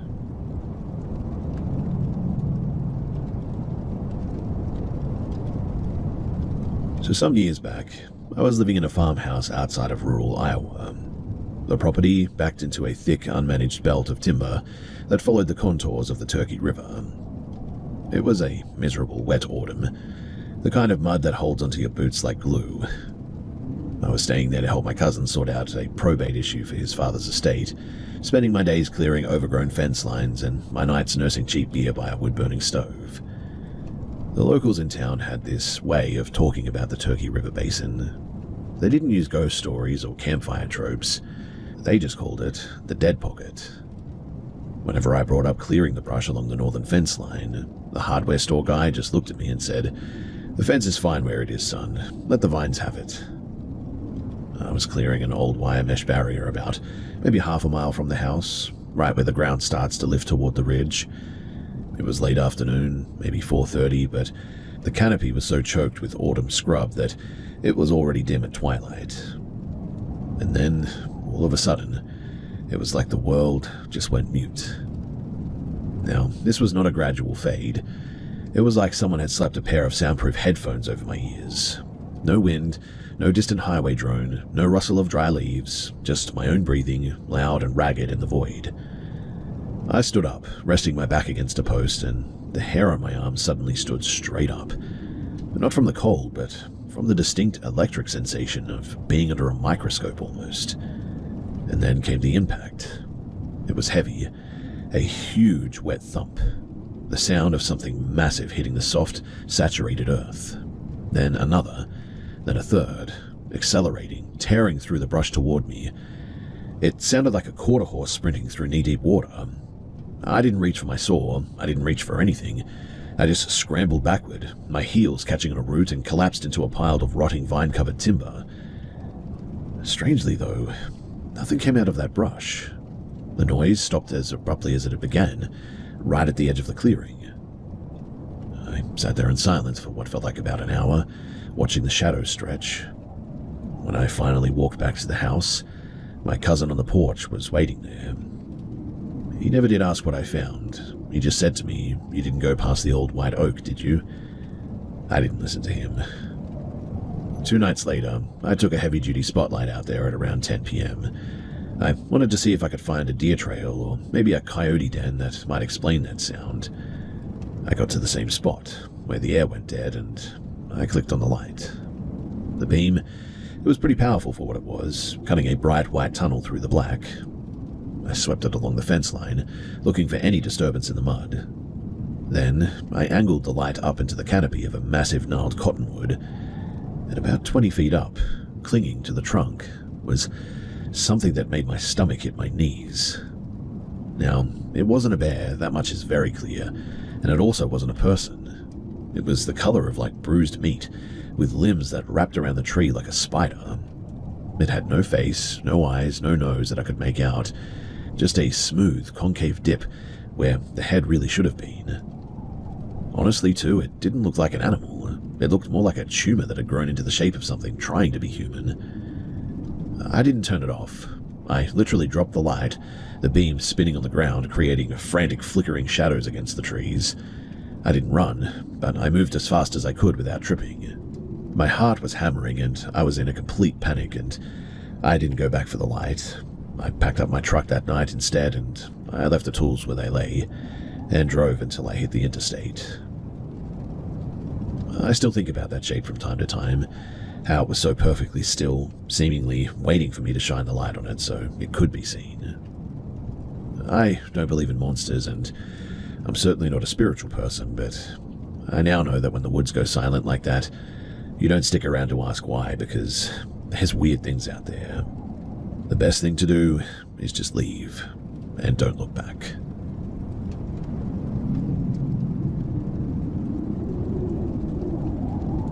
On a quiet winter evening about a year ago, I witnessed something that I can only describe as out of this world. While out on a walk by the 14 Locks Canal Centre in South Wales, UK with my partner, we were walking down the main canal path going down the hill, and about 2/3 of the way down, the canal sort of locks, and we decided that we were going to go back because it was dark and pretty miserable. And I suggested to my partner to cut in through the woods because, why not, right? We drove there for a walk after all. There's a small footbridge and a path which connects you to the main dirt path leading back into the car park from there. And when we were in the wooded area, my partner was complaining that she couldn't see because it was pitch black and was genuinely eerily dark. At this point, we were using the phone torches, and I suggested turning the phone lights off to see better because it was that dark that the phone lights just sort of made it worse. So we did, and it did help a little bit. and as we carried on walking towards the main dirt path going back to the car park, as we got onto the dirt path, I spotted something white in the corner of my eye that caught my attention, just by a tree on my 4 to 5 o'clock position, about 12 feet behind me. I turned to get a proper look, and when I looked at it, I was so shook by what I saw that I turned my head away almost instantaneously. Part of me didn't want to believe it, but deep down I knew what I saw, and it freaked me out. About 10 steps later, I said to my partner, "Babe, did you see that?" Of which she replied, "Yes, let's get out of here." As she's saying that too, we glanced behind again, and this thing was right behind us now. At this point, we ran. I mean, we really got on them 10 toes, and we didn't stop until we reached the car park. It's funny how the way back to the car park is uphill, and a pretty respectable walk on a good day, but we sprinted up that hill like it was flat, out of adrenaline and pure fear, I guess.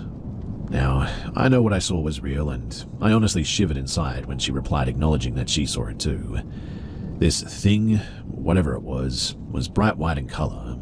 I can only describe it as a skinny-ish figure, but the thing is that it wasn't any obvious legs, arms, or features. It was about 6 to 7 feet tall and had a glow to it, and it hovered about a foot off the ground as well. I can remember this day like it was yesterday. It was like a white smudge in the air, roughly the shape of like a round milk ice cream stick, but at the same time a little bit transparent. Now, I'd normally be skeptical of ghosts and all that, but if I ever needed solid concrete proof that ghosts or spirits or, dare I say, alien entities exist, then that was it in front of my face. The fact when I asked her, "Did you see that?" and she instantly said, "Yes, let's get out of here," verified that indeed this thing was there, and I wasn't just seeing things. To this day, even when she talks about this story, she describes the exact same thing I saw, pretty much word for word. I'm glad that she was there because she saw it too, because if it was just me, I'd probably be questioning myself right now, thinking that maybe I didn't see that, but no, we both definitely saw it. I've gone back to 14 Lock since then, just to confirm that there's no signs or posts which could have reflected light or something, moonlight or general light pollution, and basically tried to debunk what I saw in any way possible. But the thing is that there's just nothing there that was the same height or even capable of reflecting light, so this thing was there for sure. Was this a ghost sighting though? Why did it just randomly show up, as I've been through there many times over many years and never seen anything like that before? It clearly knew that we were there and it was interested in us, considering that the second time I glanced at it, it seemed to have moved closer to us, much too close for comfort in fact. I've heard similar stories elsewhere and no one believed them either in their stories, but it's crazy to think that there's stuff out there like this.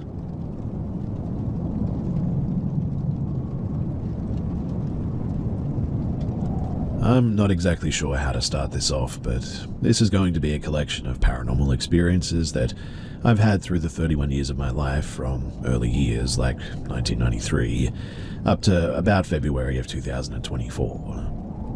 Some of the timelines might be a bit fuzzy, but the events are true. I'll start with childhood and lead up to the present day.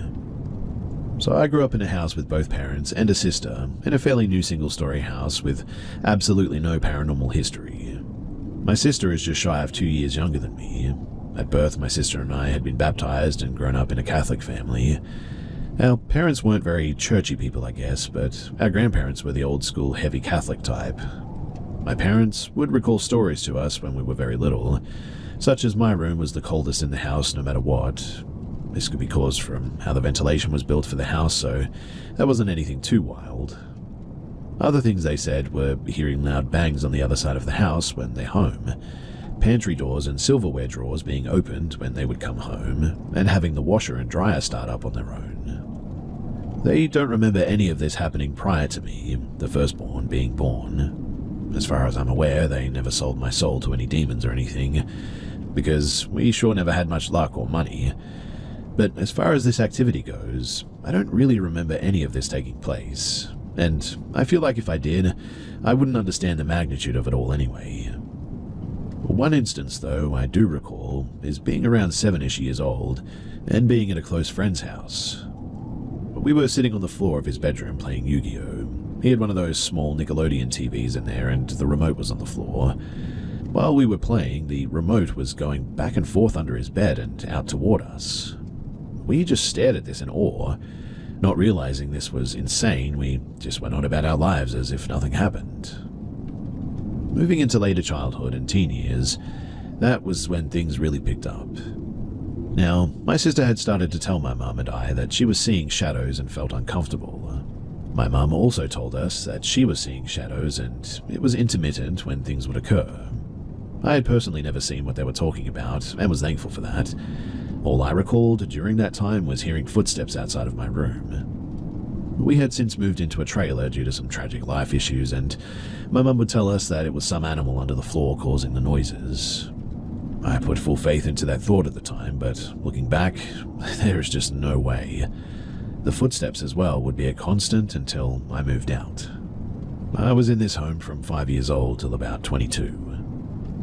Growing up, I would always stay the night at friends' houses for Halo LAN parties and try to recreate the food that we saw in Epic Mealtime. One of my friends had some paranormal things going on over there, and I cannot specifically tie these events to what I dealt with, but I just think it was a wild coincidence. So he had told us that he believed that a little girl was haunting his house, and had dealt with various things like noises and sightings. One specific night, I remember laying on the floor going to bed after another solid gaming sesh, and I could hear this Faith Carousel music. I put up with it for a few minutes and finally said, "Hey, could you shut off the volume on your DS? We can't sleep." Turns out, he was out cold, and that wasn't him. After I woke him up, we just sat there and stared at each other. He told me that he had toys in the attic and that he thought the little girl was playing with them. So, like most level-headed teenage boys, we decided to ghost hunt. At the time, the show on Sci-Fi, Ghost Hunters with the Taps team, was huge. We had this old-school recording device, and we would walk around the house asking questions, waiting for a response. We finally got the courage to crawl into the attic where the noises had been coming from, and began to have a classic EVP session. It was pitch black outside of the small little flashlight that we brought, and there were about 5 of us seated on the beams asking whatever came to our minds. After some time up there and no responses, that we could hear anyway, we wrapped up and we came down, but left the recorder up there for a period of time that escapes my memory. As we played the tape back, we got to the point where we shut the attic and were all back downstairs, and we actually caught a little girl saying what sounded like "mummy." And that was terrifying to us. I mean, we got what we wanted to find, but you don't really think that you would hit on anything. Fast forward a bit towards high school, my mum would ask me if I was moving shampoo bottles in her bathroom. And as a typical teenage jerk, I love doing pranks, but this wasn't me, and my sister isn't that kind of person at all. This would happen maybe once a month or so, it felt like. Along with this too, we would have lights turn on and off. My mum would find ways to debunk things as to not scare us. The other major incident though would be doors opening and closing, but it was only always my bedroom door for some reason. From where my dad sat most nights playing games well into the early morning hours, he could see my door. He would ask me in the morning if I happened to get up last night, and it was never me opening it. My mum had tried a few times to sage the house and cleanse it of the evil spirits, but this honestly did nothing. In fact, activity never slowed down or picked up, as if she had never tried it at all. In high school, I decided to follow in the family footsteps and start a career in fire or EMS. I took a high school course for EMT and graduated with my EMT cert. I joined a volunteer fire department shortly after graduating to get some experience with the hopes to go career eventually. About 3 years after high school, my nana passed away, and I was very close with her, and this was a sudden death as well. She had always been a big advocate for me, pushing myself and achieving my dreams. I had landed a job at a large ambulance company and was eager to start. I had everything laid out the night before, like the first day of school, ready for my first day. At around 4 a.m. while I was asleep in my room, I remember waking up to my door opening and a short figure standing in the doorway, with no discernible features.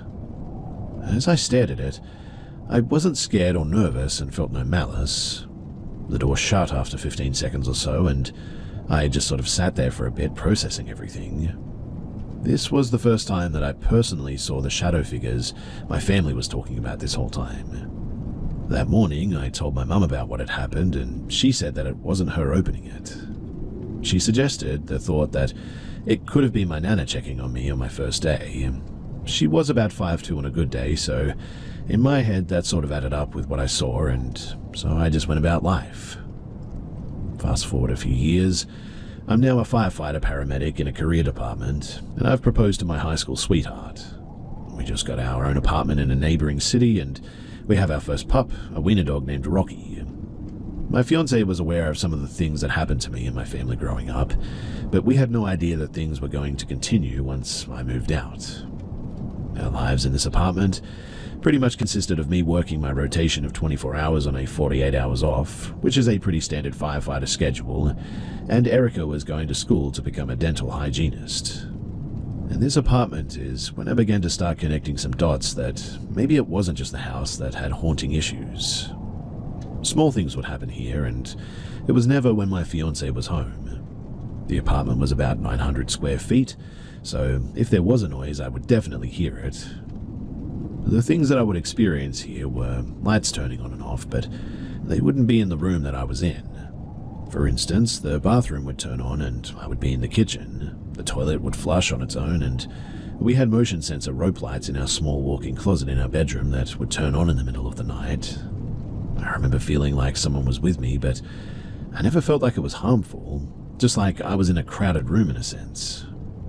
I remember hearing female whispers, but would often chalk it up to being in an apartment, even though most of the place would be vacant during the day with my neighbors being at work. During this time, I began to have very traumatic calls at work, the biggest event being one where 2 toddlers were unfortunately killed. This caused my mental health to decline, and there was a strong correlation with this and the activity that seemed to surround me. I began to go through therapy to help with coping through the work issues too. Outside of these small events, nothing drastic happened in the short time that we were at this apartment. We had set our sights on purchasing a home and starting a family. By this time, Erica had graduated and began working in her desired field, and I was as well. We had gone home shopping and found the perfect house for us in a neighboring city that was close to our jobs, family, and friends. Picking up from the apartment, we had moved into the new house and everything was perfect. We had finally made it. 2 kids from the trailer park with successful lives and a beautiful home. Things with work, however, continued to be difficult. I would go on several calls that involved horrible stuff, and working in healthcare during COVID was one of the most miserable and draining things I've ever done. My mental health was at an all-time low, and I was going to therapy on a weekly basis at this point. Through all of this, I never experienced anything at work, even though I spent so much time there. I feel like this was a catalyst for events that followed, though. Once I was at my lowest was when things escalated to new heights. One of the earliest signs something was still going on involved an artsy bathroom sign in a wall-mounted toilet paper holder. You see, my wife had this sign positioned right over this holder, and in theory, a normal household shouldn't have any issues. We heard a loud bang one day, though, and went to that small bathroom and saw the sign on the floor. Thinking this was odd since, no door was closed, no wind was coming through, we put it back up and we shut the door. About 2 minutes later, it fell again and landed directly on the holder. Then it hit me. This thing is still here, and it was still messing with me. This proceeded to happen over and over again in the next several weeks at completely random times, and each time striking the holder. It happened so much that it finally knocked the holder off the wall, and once it was removed, that sign hasn't moved in years since then. Things began to happen more in the open and during the day, too. The first instance that was in front of my wife was in our side living room area, and my wife was cleaning the floors. We had a sort of power surge in the kitchen, and her jacket flew off the back of the chair in the dining room, which is next to the kitchen. The table was directly between my wife and I, and we both saw this. Walking into the kitchen, and all the appliances had their times reset like a power surge, but nothing else in the house had any issues. This happened at around 10 a.m. She was obviously very freaked out at this point, and it was then when I couldn't really continue to hide it. I had found various reasons to play things off and cover for excuses, but this was unexplainable. At this point, I was still in monthly therapy sessions to deal with work-related issues.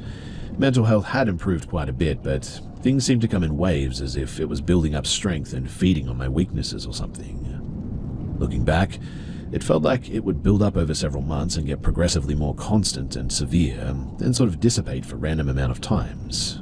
It would ramp up with events like 1 to 3 times a month and then once a week, then a few times a week, to daily even. It would usually build up in severity and then just back to nothing. I would be downstairs in our 2-story home gaming late at night and have lights turn on where I can see them. I would begin to jokingly talk into the open and say things like, "If you're going to turn the lights on, you can pay some of the bills, you know," trying to make light of what was happening. My wife had asked questions on the history of it, and I explained since I was a young child I had issues. She began to ask if we could look into getting rid of this thing. I always told her, unless it's causing harm, I'm not messing with it. The absolute terror of the unknown was enough for me to just deal with it, I guess, but I was a decent horror buff at this point, even though my daily life was basically one. And when thinking about things escalating, I always thought of Paranormal Activity and the scene where they put down flour and now you know the footsteps were goat hooves. You just can't unsee that sort of stuff. I functioned heavily on the ignorance is bliss approach when it came to all of this, and it probably was not the best approach, but it worked for me at the time. Anyway, after this there was a lull of a few months, just long enough to give you some hope that things might be going back to normal. At this point, my wife and I began to start trying for a kid too. I know, the only thing to make this worse would be adding a kid, but here we go. We were having infertility issues though, and this would go on for about 2 years total. And some of the things that we experienced during this time are as follows. I apologize on the chronological order of events for these, but it all becomes muddy after a bit. So I told my wife goodnight, and I went to play some World of Warcraft in my office room. The door was open down the hallway initially, and as I walked closer to the door, it just sort of shut in my face. I proceeded to open it and sit down like it never happened. I truly tried my best to ignore it and move on, but we both tried to function on the thought process of just don't feed into it and hopefully it will just go away. My wife experienced things being thrown 2 different times. To preface, she almost never saw things, or it would only happen when I was home, so for her to see something was pretty significant. The first one, though, was downstairs in our living room while I was upstairs gaming. I had a t-shirt on a coffee table and it was tossed across the room while she was sitting on the couch. And the second was when she was showering. She had our JBL speaker blasting Cardi B or something, and it was thrown off of the bathroom counter onto the floor. I was also home for this one, and I remember it quite clearly. These were obviously some of the bigger events, and weaved in were the constant footsteps and light switches turned on. It also figured out how to turn on the TV and the PS5 downstairs as well. We would wake in the morning and the TV or PlayStation would just be on and idling. Channels never would change and nothing would move on the screen though. Finally though, we got the dumb idea to try and record the downstairs activity while we slept one day. I bought 2 motion sensor cameras and had them set up near areas where things would often happen. When I had cameras recording, not a thing would happen though. When I turned them off, naturally, would be the time when things would go bump downstairs. This, along with other examples, leads me to believe this was as intelligent of a haunting as you can pretty much get. Things again dissipated and picked back up like clockwork, and this next experience was worse than it had ever been before. The 3 big notable ones that I will mention are as follows. Again, I apologize for the correct order of events. The first one, though, will definitely be about my dogs. At this point, we now have 2 wiener dogs named Rocky and Sully. I wanted bigger dogs and she wanted smaller, so we compromised and got 2 smaller dogs. My wife went to work out and I was upstairs folding laundry. It was about 10:30 or 11 a.m. and she had gone for about 15 minutes at this point. My dogs were upstairs running around playing. I then heard in my wife's voice, clear as day, say, "Boys, stop barking, it's just Mama." And they stopped in their tracks. I was so confused because I was 100% sure that she wasn't home. I called her real quick to see if she stopped back in because, I don't know, maybe she forgot something. And she told me that she had just pulled up to the gym. I left my room to investigate and I found nothing. That was the only instance of things for that day. The next one I can recall was another midday experience where I was home alone. It was around noon and I had just come downstairs for lunch. We had just recently had our anniversary and there was a balloon in the house, and the balloon had originally been in the dining room, and the exits of that room have maybe approximately a 1-foot slip for the doorway to go to the next room. But the balloon had left the room and was actively floating in front of me in the kitchen, slowly bobbing up and down, and it made its way to the back of the living room. For it to be able to leave the initial dining room, I mean, it definitely had to be physically moved. It wouldn't have any way to duck into the doorway either. I just stood there watching this in disbelief. But at this point, I had dealt with enough and decided to retaliate. So I grabbed a knife from the butcher's block and popped that balloon, put the knife back, and made some lunch, and I went upstairs. I had one of the dogs in my lap, watching some Twitch stream on my PC, when I just felt a burning sensation on my leg. This was maybe about 15 minutes later. I was wearing long jogger-style pants and pulled them up to see what it was, and I saw 3 long scratch marks about 1 inch apart on my thigh. This was the point that scared the absolute heck out of me, and after that, I had just turned to open the room and apologize and said that we were even and I would like to continue to try and live in harmony. And nothing else happened that day. Now, the final experience in this stretch was a little more convoluted, I guess you could say. At work, I had been going through a rough patch with very traumatic calls. I would tend to have very vivid night terrors after these as well. This batch had consisted of a few cases involving juveniles and another person versus a train, and this specific dream was different though. I was in my home and heavy footsteps were sprinting for me. I was screaming my wife's name for help and banging on walls, but no noise was coming out. I felt as if my mouth was being held shut, and I was using my hands to pry my mouth free. I had actually awoke and was screaming my wife's name when I woke up, which obviously really messed up the both of us. But this was the peak of the activity for this stretch.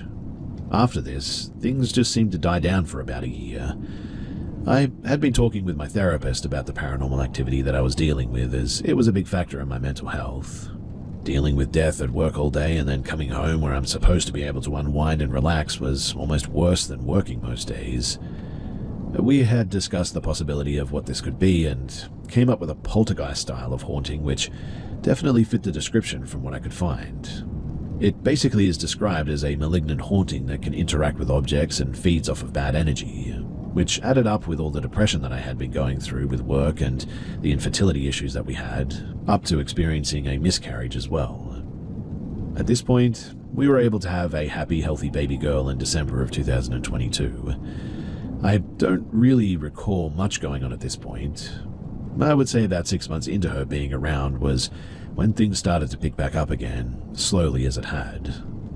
Lights going on and off, footsteps, door handles jiggling to rooms that we're in, the go-tos of the haunting, I guess you could say. We had lightly discussed the issues of having our daughter to be in the same environment as this thing. Ever since the balloon incident, nothing violent or malicious had occurred, but I always had an uneasy feeling and just never felt alone. Around her first birthday, things began to pick up though, and were back to a daily occurrence. I had tried to keep most of these to myself as to not spook my wife. I figured that if it was just me dealing with it, then I can just bear the burden and move on to keep the peace of everything in the household. For the first time in the history of this though, I was at work on my 24th and she was hearing things while I was away. She was putting her daughter down for bed and was hearing footsteps outside of her room and could see a shadow walking past the doorway. I remember her texting me as it was actively happening, saying that she was done with this, and honestly, I couldn't blame her. I was at the end with it too.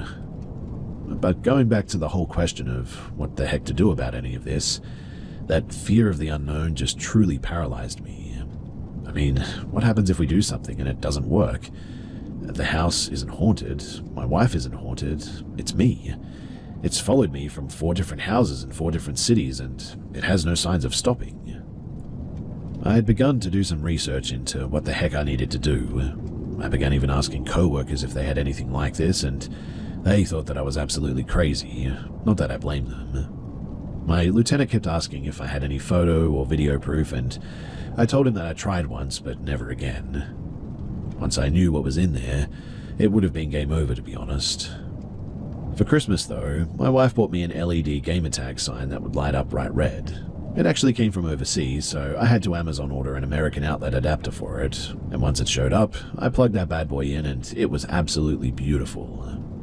For the time being, I had it sitting on the floor in our computer room, and this specific night, I had told my wife goodnight and went to go and game it up a bit. I turned on the PC and shut the door, and went downstairs to get some G Fuel and snacks. As I was walking up the stairs, I could see a red glow from underneath the door. It turned out that the neon sign had been turned on while I was out of the room. I immediately unplugged it and went about my night. Before I left, I plugged it back in and turned the remote upside down on the table. This was my own little messed up experiment to see if it was moving the remote and turning it on or not, and in hindsight this was dumb, but I mean, here we are, right? That morning when I woke up, it was on. I then unplugged it again and I went to work. A few days had gone by with nothing, and I started to use that LED sign as a ghost gauge, basically. And one night, while I was at work, I got a text from my wife asking if I had left the sign on. I believe that I lied and told her yes for ease of mind, but I knew that I hadn't. After this, there was a stretch of a few nights my wife would work long hours and I was at home with our daughter. During these days, I would hear footsteps upstairs while we were downstairs, and I began to smell something, like perfume. It was the same perfume my nana would wear, and I hadn't smelled that since she passed away many years ago. It was around this time as well that I had also begun to hear a male voice with whispers of incoherent speech, but it always sounded like distant. Over these few days, the whispering got louder and louder, to the point where it was undeniable that I was hearing whispering, but it was always just gibberish. Nothing made sense when I would hear it, and most noticeably would be when I was putting our daughter to bed, and I was lying on the floor of her dark room till she dozed off. I would just hear it constantly. Not really knowing if it was just my nerves being absolutely messed up or if it was real at this point, I didn't tell my wife about this because, yet again, I felt that I should be the one to just bear the burden, but this definitely was my breaking point. For context, it's the beginning of February at this point. Out of a shot of desperation, I tracked down my pastor from my church growing up. My kid was at my parents' house for the day while I caught up on some yard work. I drove down to a local gas station, so I didn't have the conversation in the home, but we limited as much recognition of the entity in the home as much as possible, and this was my day of escaping to call for help. I remember calling him and asking if he had some time to speak. He did remember me from when I would go as a kid, and I told him that I felt that I had something paranormal going on in my life, and I asked if he could listen and hopefully help. He was a little taken aback, but he obliged and let me tell my entire story as I just have here. He had said, "Well, knowing you and the profession you're in, I'm leaning towards the fact that this is real and you aren't having a psychiatric issue or anything." He offered to come out a few days later. He told me that he was going to contact a specific group of people he knew in the Catholic Church, whose job was to deal with exorcisms and get some advice on how to approach this. He gave me the confidence that we would solve it, and at that, I began to cry. I had mixed emotions of terror and joy, hoping this would be the end, but having no clue how this would go. I spoke with my wife about the ordeal, and the pastor was going to come and help us.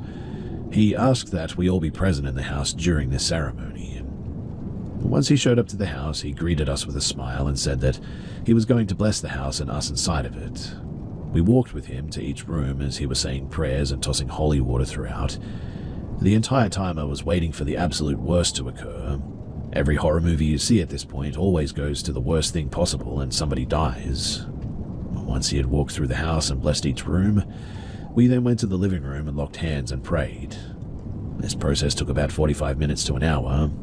I'm honestly not the biggest religious guy around and mainly went to church because of family, but I was all in on this because we had no other choice really. Father Doug then gave me the number to what I can describe as the Exorcist hotline. He said if things persist or get worse, that I could call that number immediately and they would help. But it's been about, 6 months now at the time of sharing this, as I lay in my bed at work and things have stopped completely since that day.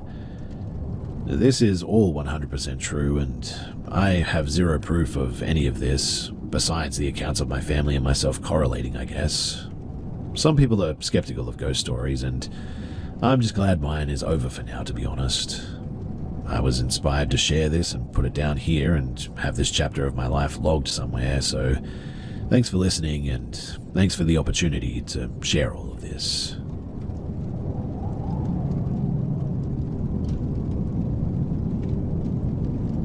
I want to start by saying that I really want to believe the things that I've seen or experienced were just my mind playing tricks on me, but it's happened too often for me to dismiss it entirely. I was raised to believe that ghosts don't exist, but I also grew up hearing ghostly experiences from the same people who told me that, so I never truly dismissed the idea of ghosts, I guess. I just feel like we all share a space, and as long as we don't bother each other, it's fine.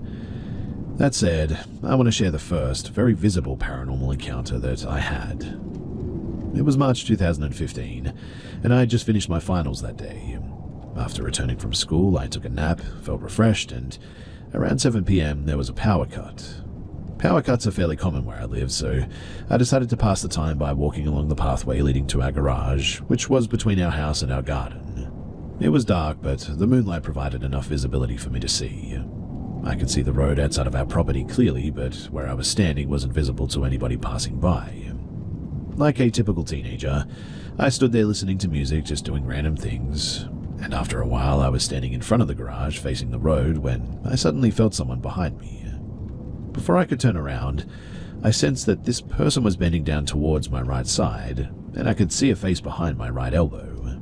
I turned my head to look, and it was, me. I was staring at myself, but the other me had this huge grin that I'll never forget. Honestly, I've tried to mimic it in front of mirrors, but I physically can't actually do it. I instantly ran, or more like speed walked, back into the house, unable to explain what I had just seen. It was just me and my mother at home at the time, and it wasn't even past 8 p.m. When I told her what happened, she joked that it might have been one of the guys who got murdered on our property in the 1940s. Apparently, our property used to be a well-known garden open to the public, and according to one of my grandfather's friends, 3 murders had taken place in one day there, after which people stopped visiting the garden as much. After this incident, there were other small occurrences that I ignored. At one point, I stayed in the house alone for as long as 5 months, and even during those months, I would experience things randomly. I felt taps on my shoulder, heard clapping, and once I heard what sounded like whispers outside of our living room window. That particular incident actually made me stay awake in the living room until dawn, fearing that we were about to be robbed. That's because I'm more scared of humans than ghostly beings, but these tiny occurrences didn't really bother any of my family members.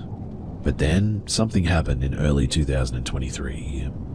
My grandmother, who has dementia and moved in with us, we always had someone attending to her so she wouldn't wander off, which she had tried to do multiple times. Grandma had her own sofa in the living room, and she would only ever sit there. This sofa was visible from the dining room, which was connected to my room, so whenever I left my room, I would see her sitting on a sofa. One evening, I decided to take a nap in my room while my mum sat with my grandma. It was just the 3 of us at home at the time. It was around 4 p.m, everything was fairly bright, but we still had our living room lights on, and instead of taking a nap, I was just sort of scrolling through my phone with my headphones on when my mum suddenly came running into my room. She frantically said something that I couldn't hear over my loud headphones. By the time I took them off, all I could hear was "Help, Grandma," and she ran out of my room toward the kitchen, trying to get to our backyard where my grandma was sitting on the floor. For some reason, she would always sit on the floor, and she was heavy enough that only my dad or I could lift her up.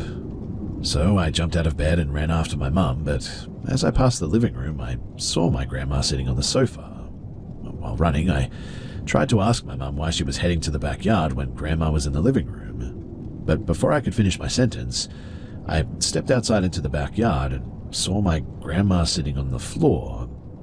I stood still for a few seconds, confused, as my mum struggled to lift her up. I eventually composed myself and helped her, and that's when I realized that The grandma who was sitting on the sofa was wearing a completely different dress. I told my parents about this pretty much every evening and also brought up what I experienced back in 2015, and that's when my mum mentioned that she too had experienced some unexplainable things. Nothing as visible as what I had seen, but she had felt things, she said. Since that day, the activities have become more common occurrences. The creepiest one for me was when I felt as if someone was climbing onto my bed while I was on it. My bed was creaking in the same way it does when anyone climbs onto it. I thought that it could be my breathing, so I held my breath for a good 20 seconds and stayed completely still, but the bed was still creaking. I freaked out at that, jumped out of bed and turned on the lights, but as usual, there was nothing there. When I got back into the bed, the creaking stopped. My parents are usually very dismissive of the idea of ghosts, but even they have sensed things that they can't explain. All we know is that whatever or whoever this might be isn't harmful, I guess. Still, I would like to believe that my mind is just making things up.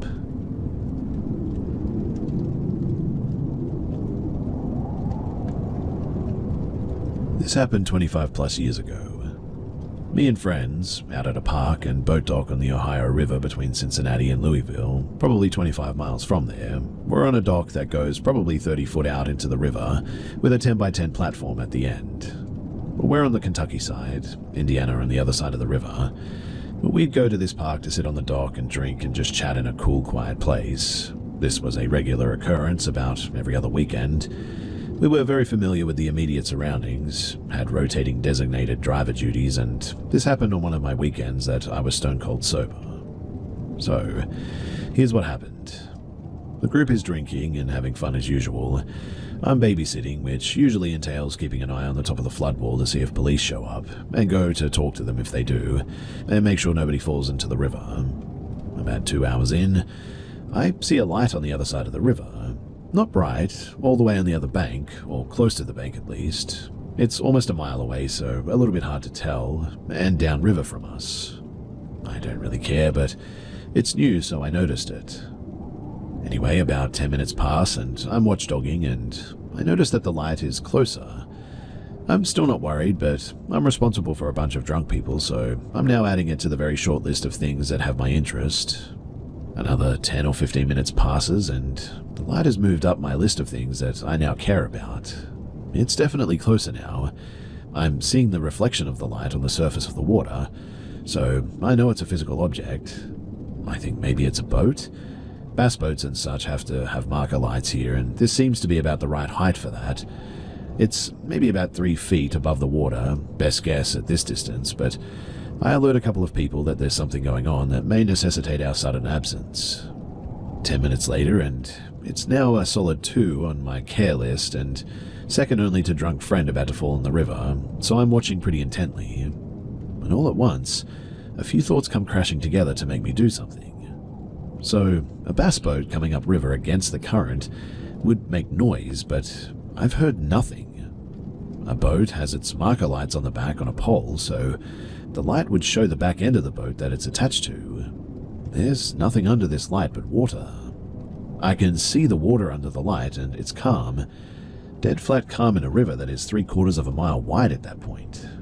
Even if I maybe couldn't hear it, maybe couldn't see it for whatever reason, a boat would create a wake if it's going against the current of the river and all the way across it, and I'm seeing flat glass under its light. Not only no boat wake, but no huge flowing river ripples that were clearly visible on the rest of the surface. No variation in brightness, constant light, color was almost white leaning towards yellow just a bit.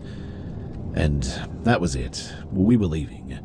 I tell my friends that it's time to go. We're heading out. Much hullabaloo ensues because drunk people, but we're moving. We walk back to the dock and head for land.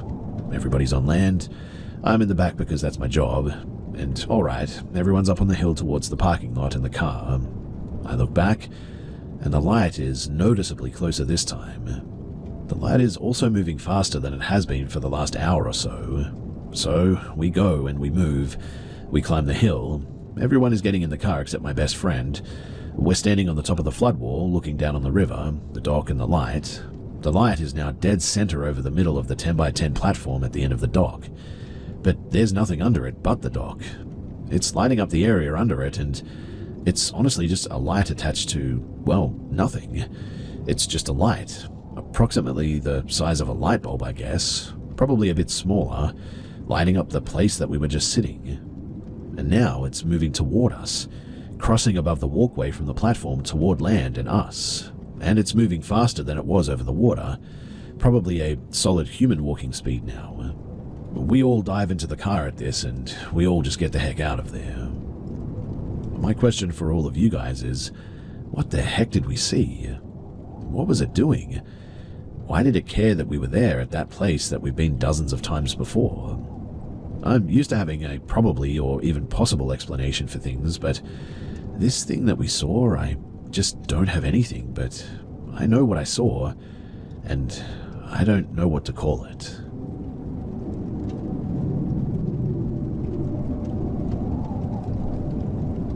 Several years ago, I had a very quick trip to Denver planned, 23 hours total, to visit a friend before they moved away. I was young, broke, and working a pretty terrible entry-level job, so it was the best that I could do with my one day off. I went straight from work to the airport and got into DIA around 11 p.m. I was bunking on the couch of an old college friend, and they lived 30 to 40 minutes from the airport. Fortunately, the light rail recently had been extended out to the airport, and my friend actually lived near the light rail line. I had taken the light rail often when living in Denver myself, but was not familiar with the newer additions. I barely made it to the train before it set off, grateful to not have to wait around for another half hour at that time of night. It was nearing midnight as the train pulled into a brightly lit Union station. I looked around for my connection, but it was nowhere to be found, not realizing that the connecting line was not there. Fortunately, I was able to flag down security, and they pointed me in the right direction. A few blocks away, there was another brightly lit station, separated by roughly 200 yards. Unlike the stations, there were hardly any lights, just some lights spilling in from either side where the train platform stood. I was only traveling with a backpack, so I was able to move pretty quickly, moving out of Union Station and towards the other platform, hoping that I was going to make my next train. As I got further away from the station, and my eyes adjusted to the darkness, I noticed a large figure standing in the middle of the sidewalk ahead of me. I quickly gauged my surroundings and realized that there were no other paths unless I walked in the road. I decided to keep on the path and do my best to come across with a "I see you and I'm not scared" attitude. As I drew closer, I could make out a tall, muscular man, probably in his 20s or 30s, I would guess, and as I got closer, I made eye contact to let him know that I recognized his presence, and he was already staring right at me, mumbling to himself. As I passed by him, I could hear what he was mumbling. He was not speaking to me, but instead he was speaking about me, and as I walked past him, he then began to follow me. I began to walk fast, and he began to walk faster. All the while, he was saying things like, "Oh, look at that body, she's so fine, I want to feel that body," along with other sexual and crude comments about me, all being muttered to himself. The second station was still another 100 yards or so away, and there was nowhere that I could go in between. I pulled out my cell phone and rang my dad, desperate for him to answer. The call went to voicemail, but I pretended that he picked up. As soon as I began talking, though, the man spoke to me for the first time and said, "Oh girl, I didn't mean you no harm," and the footsteps faded back. I kept up the fake conversation for a moment longer, before looking back, and he was nowhere to be found. Like I mentioned previously, I had looked around for places that I could escape and could not find any. I'm confident too with his size that if he had done anything, I would not have stood a chance.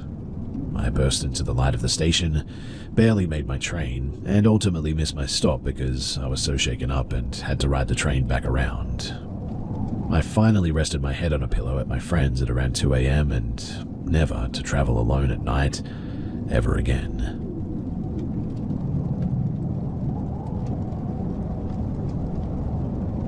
I recently heard a story here that brought back old memories of my dad's crazy ex-girlfriend.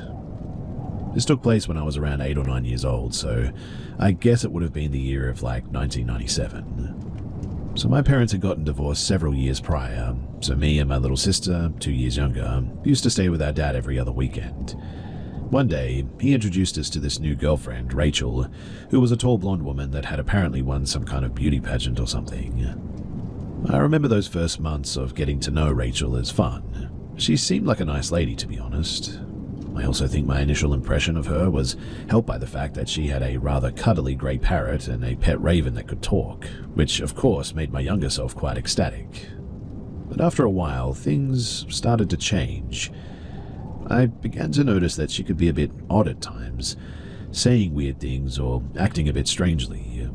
We started seeing her less frequently when staying with our dad, and then one day he told us that they'd broke up and that we wouldn't be seeing her anymore. He also told us that we shouldn't talk to her or go home with her if she showed up at school. Not long after that, Rachel really started harassing my dad. She would randomly turn up at places we went to visit during weekends, trying to talk with us. She called him non-stop on the phone when we were at home, crying, making threats. It usually didn't stop until he pulled the plug even. Years later, I found out that she had even threatened to kill me and my sister on several occasions, and that Dad got a restraining order in the end. Rachel also keyed my dad's car, broke into his company to trash it, and stole a lot of money that he never got back. She even started writing threatening letters to my mum. My parents have always been good friends ever since the divorce, and it all culminated with a letter from the authorities.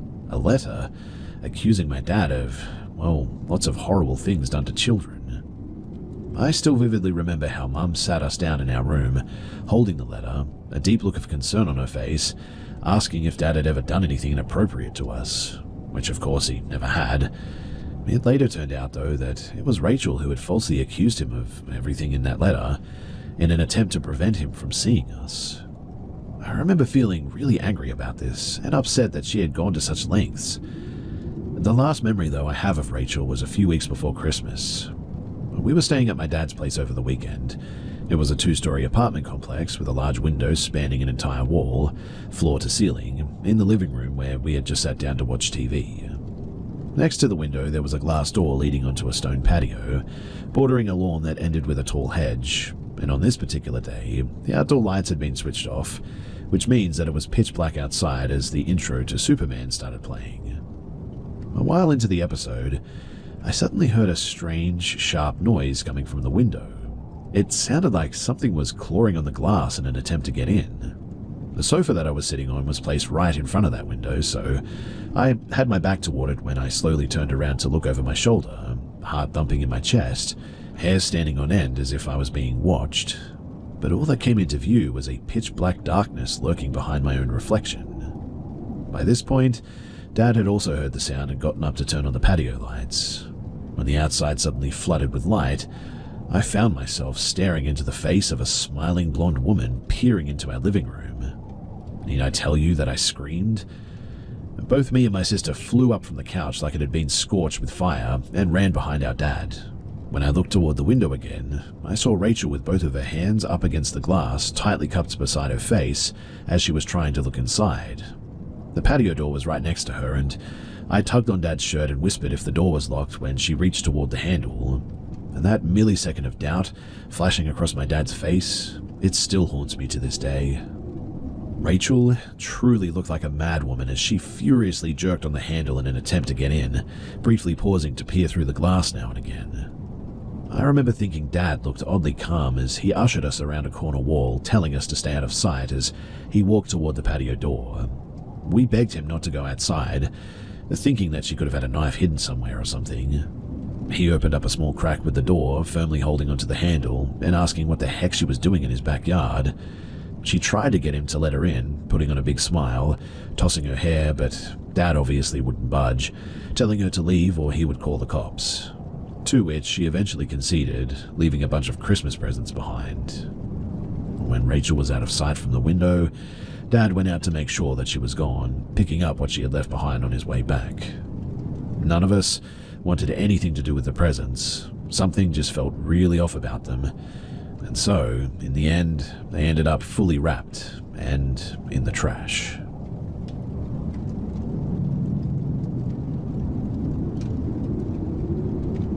This happened a long time ago now, and comes from a brief yet highly disturbing encounter. Despite it being brief, It would eventually leave a long-lasting impression on me and will likely remain the most messed up thing that I've ever experienced. My story began when I was a 14-year-old boy.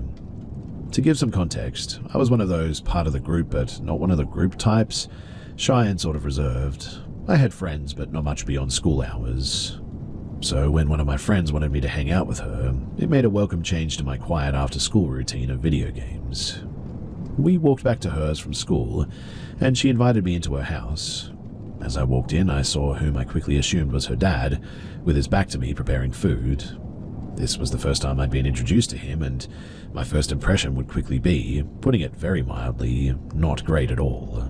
As my friend introduced me, he turned around to face me holding a large kitchen knife. Suddenly, he lurched towards me as if he stumbled forward, yelling, "Whoa!"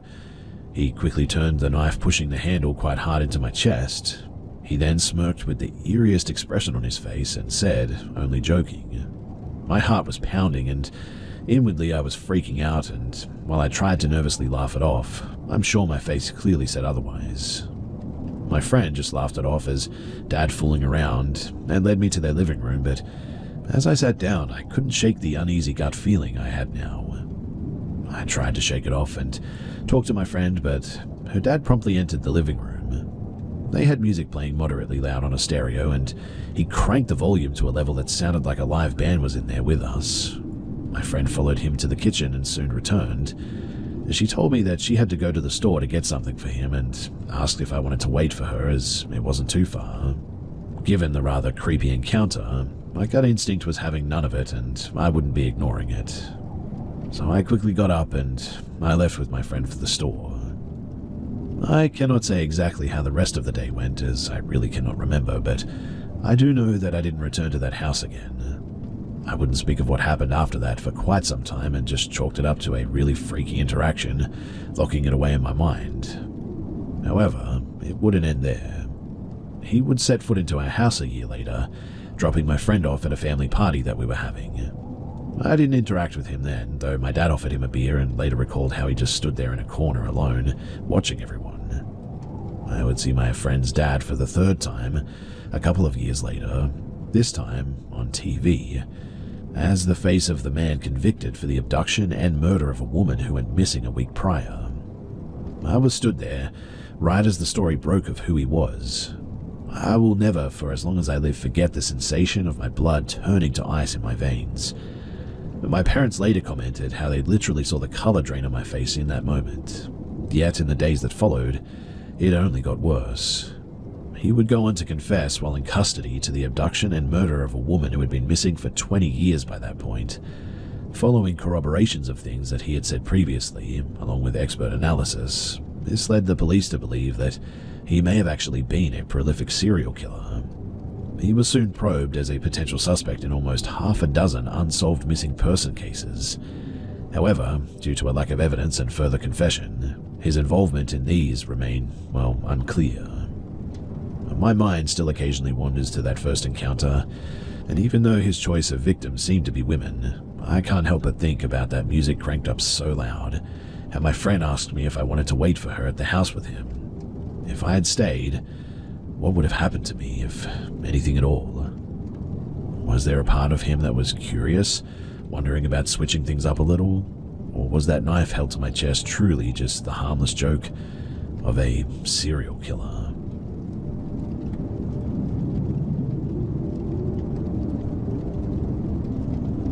This took place back in 2019 when I was 11.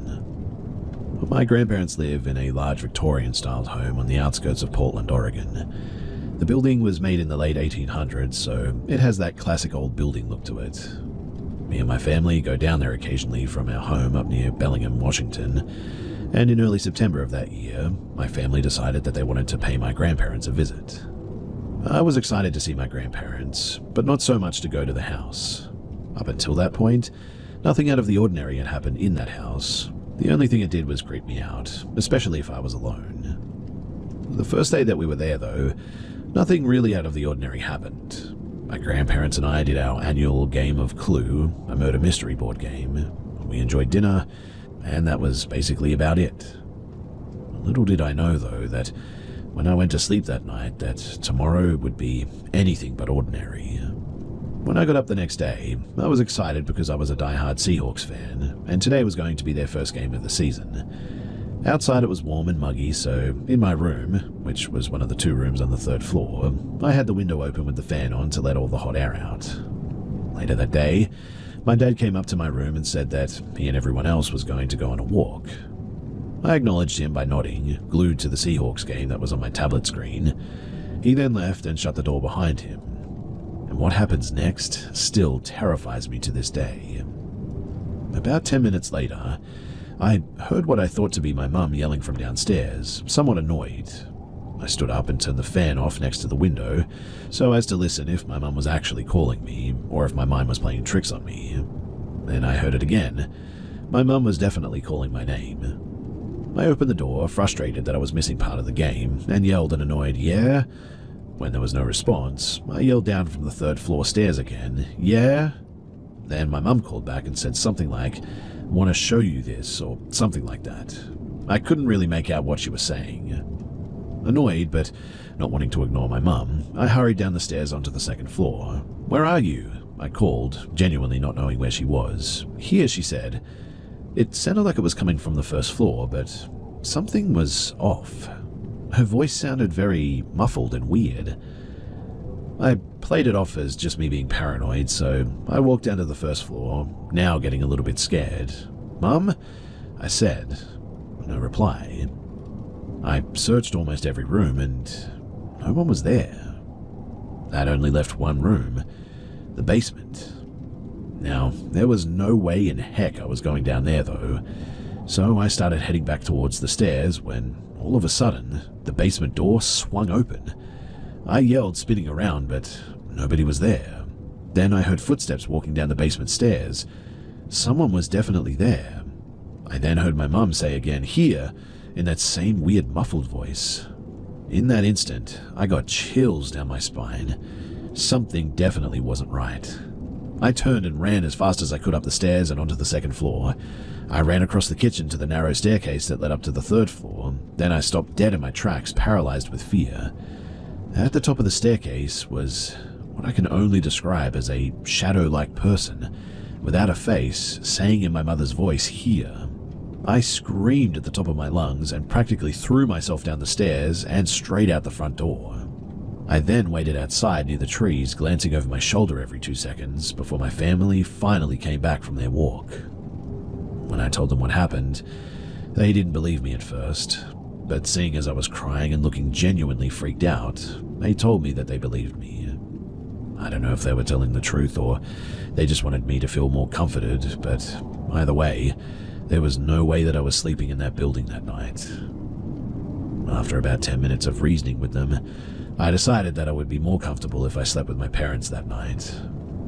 This incident still haunts me to this day, and I rarely, if ever, sleep in a room alone in that house anymore.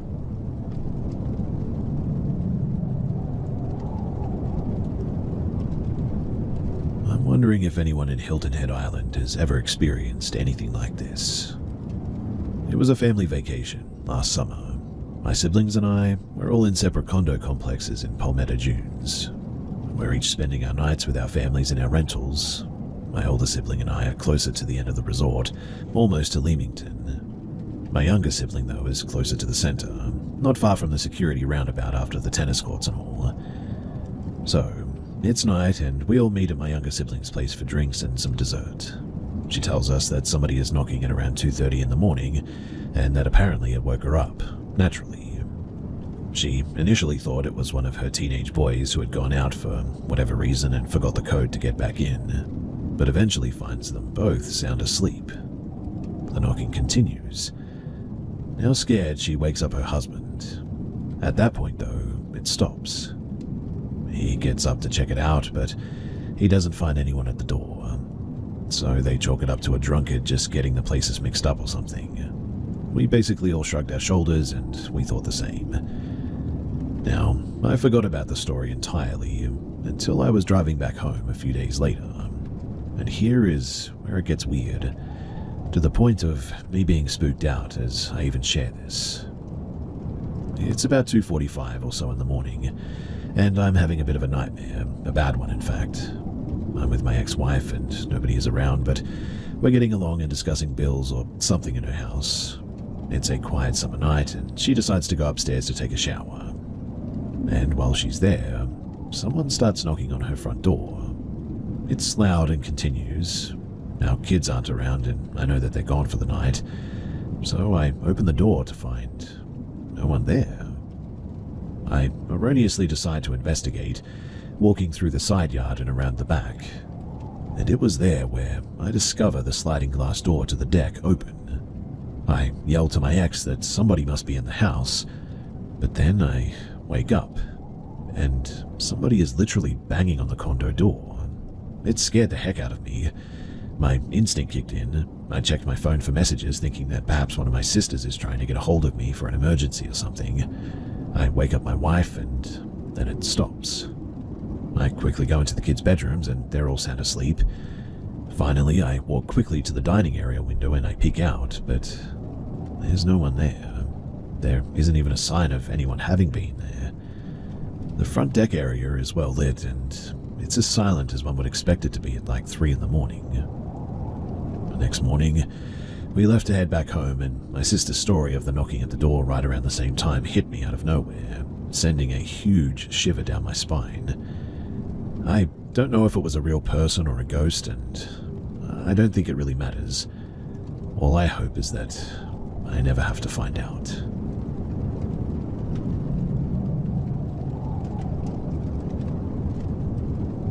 So my search and rescue pal and climbing partner were driving through the Ojai Valley.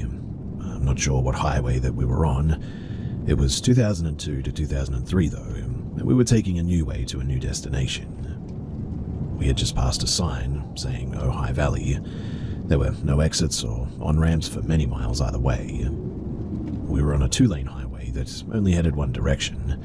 There was an overpass, but no way to access it from where we were. We came across a small red hatchback that had been in a terrible wreck. It was in the slow lane of the highway.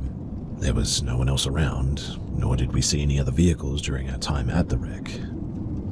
The front end of the car was smashed in, and the driver was very clearly dead. Blood was on the passenger window and windshield. The car looked like a bomb went off. Its contents were all over the road.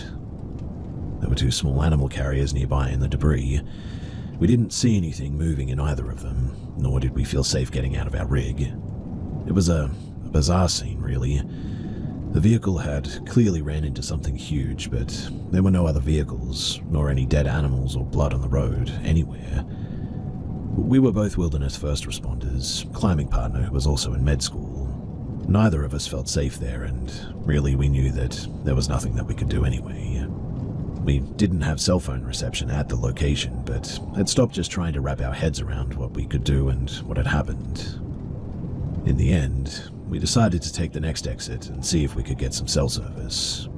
Before we could do so, a military chopper was overhead and one of their crew descended on a line. I have no clue what we witnessed, what the vehicle hit as they were in the slow lane, but it had to have been massive given the damage and the explosion of the car contents. I also have no idea why the military was there. I mean, in search and rescue, we trained with military at times, and occasionally they would assist with Coast Guard choppers that had infrared to pick up body heat. In a few times over my time with SAR, Army choppers that were nearby assisted with a capsized boat and evacuating some folks for us. So maybe these guys were in the area and they were able to respond or something? No idea. Again, we both searched the internet years later to see if there was any mention of what we saw, but we never found a thing about it. Also, there wasn't any car part debris indicating another vehicle had been involved, nor was there blood on the road like an animal had been hit. The car was right at the overpass. The car was in the slow lane, headed toward the proper direction. No tire damage. All doors closed, except the hatchback that was likely blown open by the massive damage to the front end, I would suppose, but it was almost like they had hit a massive invisible wall going like 60 miles per hour.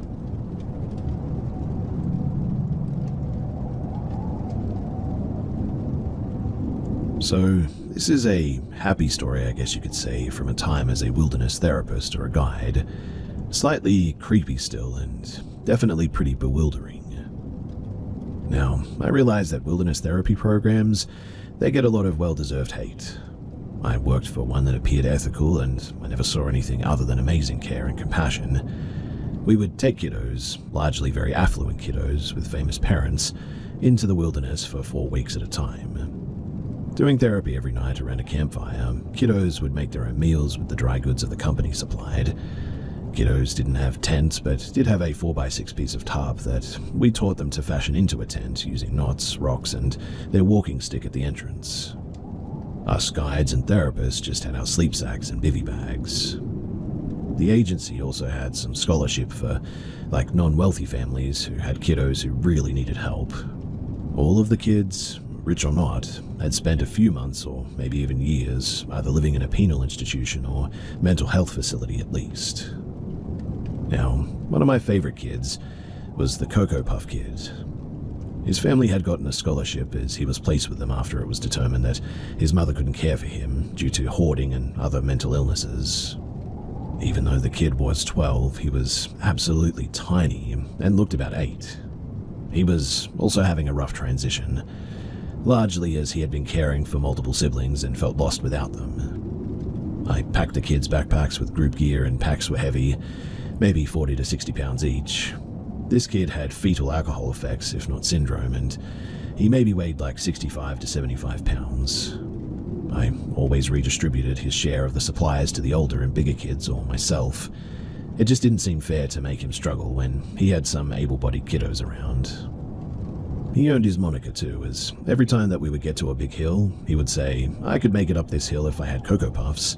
Cocoa Puffs have 14 vitamins and minerals." He was serious too, and I silently cracked up every time, to be honest. He had been in charge of walking to the store and buying food for the house with the meager funds that they had. He was smart and based his choices on nutritional value. There were no labels on the dry goods that we had given them, though. Rice, beans, etc. They did have cheese and peanut butter, but we had no idea if there were vitamins and minerals in any of them, to be honest. Anyway, the last week of the trip, we would place the kids in areas about a mile or so off from the camp, in their own spaces, far away from each other and based on how comfortable we were with their capabilities. Cocoa Puff Kid was a quick learner and smart well beyond his years, so we placed him across a brisk stream that later ate one of the tracking poles, and we would go check on the kids daily. The kids, they wouldn't necessarily see us checking in on them during these check-ins, but we would get a visual on them and had a system set up where each of them had a sort of mailbox to leave us a note if things were going bad or whatever. I checked on Cocoa Puff Kid daily, as no one else wanted to cross the raging river, or stream. It was raging though, and I was low woman on the totem pole, so every day I checked on him, and there was wildlife at this site too. And one day, a hawk was sitting on his hiking stick that was part of his tent, and he was talking to it, sitting a few feet away. I watched, mesmerized, not believing what I was seeing for probably 30 minutes. Now, one day, a large doe and her newborn were chilling at this site, the baby laying a few feet from his tent while Mum grazed. And that was kind of insane, and I've never seen anyone in my decades in the wilderness have this kind of connection with any animal. When we reunited as a group, Cocoa Puff Kid shared his stories of his encounters. He had written them in his journal as well. The other boys started to give him a bit of a hard time, and we had a strict no-lying policy, and I told the group what I had witnessed. The kid had a true gift, it seemed. I have no idea what happened to any of those kids, but I do hope Cocoa Puff Kid followed his dreams to be a game warden. A happy and wholesome, but slightly creepy backwoods story, I guess. Also of note too is that 2 of the therapists had brought their dogs, and the dogs always slept with the Cocoa Puff Kid. They weren't supposed to, but every morning we would wake up with those dogs snuggled up next to him or by his shelter. I have no idea how that kid was capable of doing these things, but I can attest to the fact that I saw it, and I don't know what to make of it.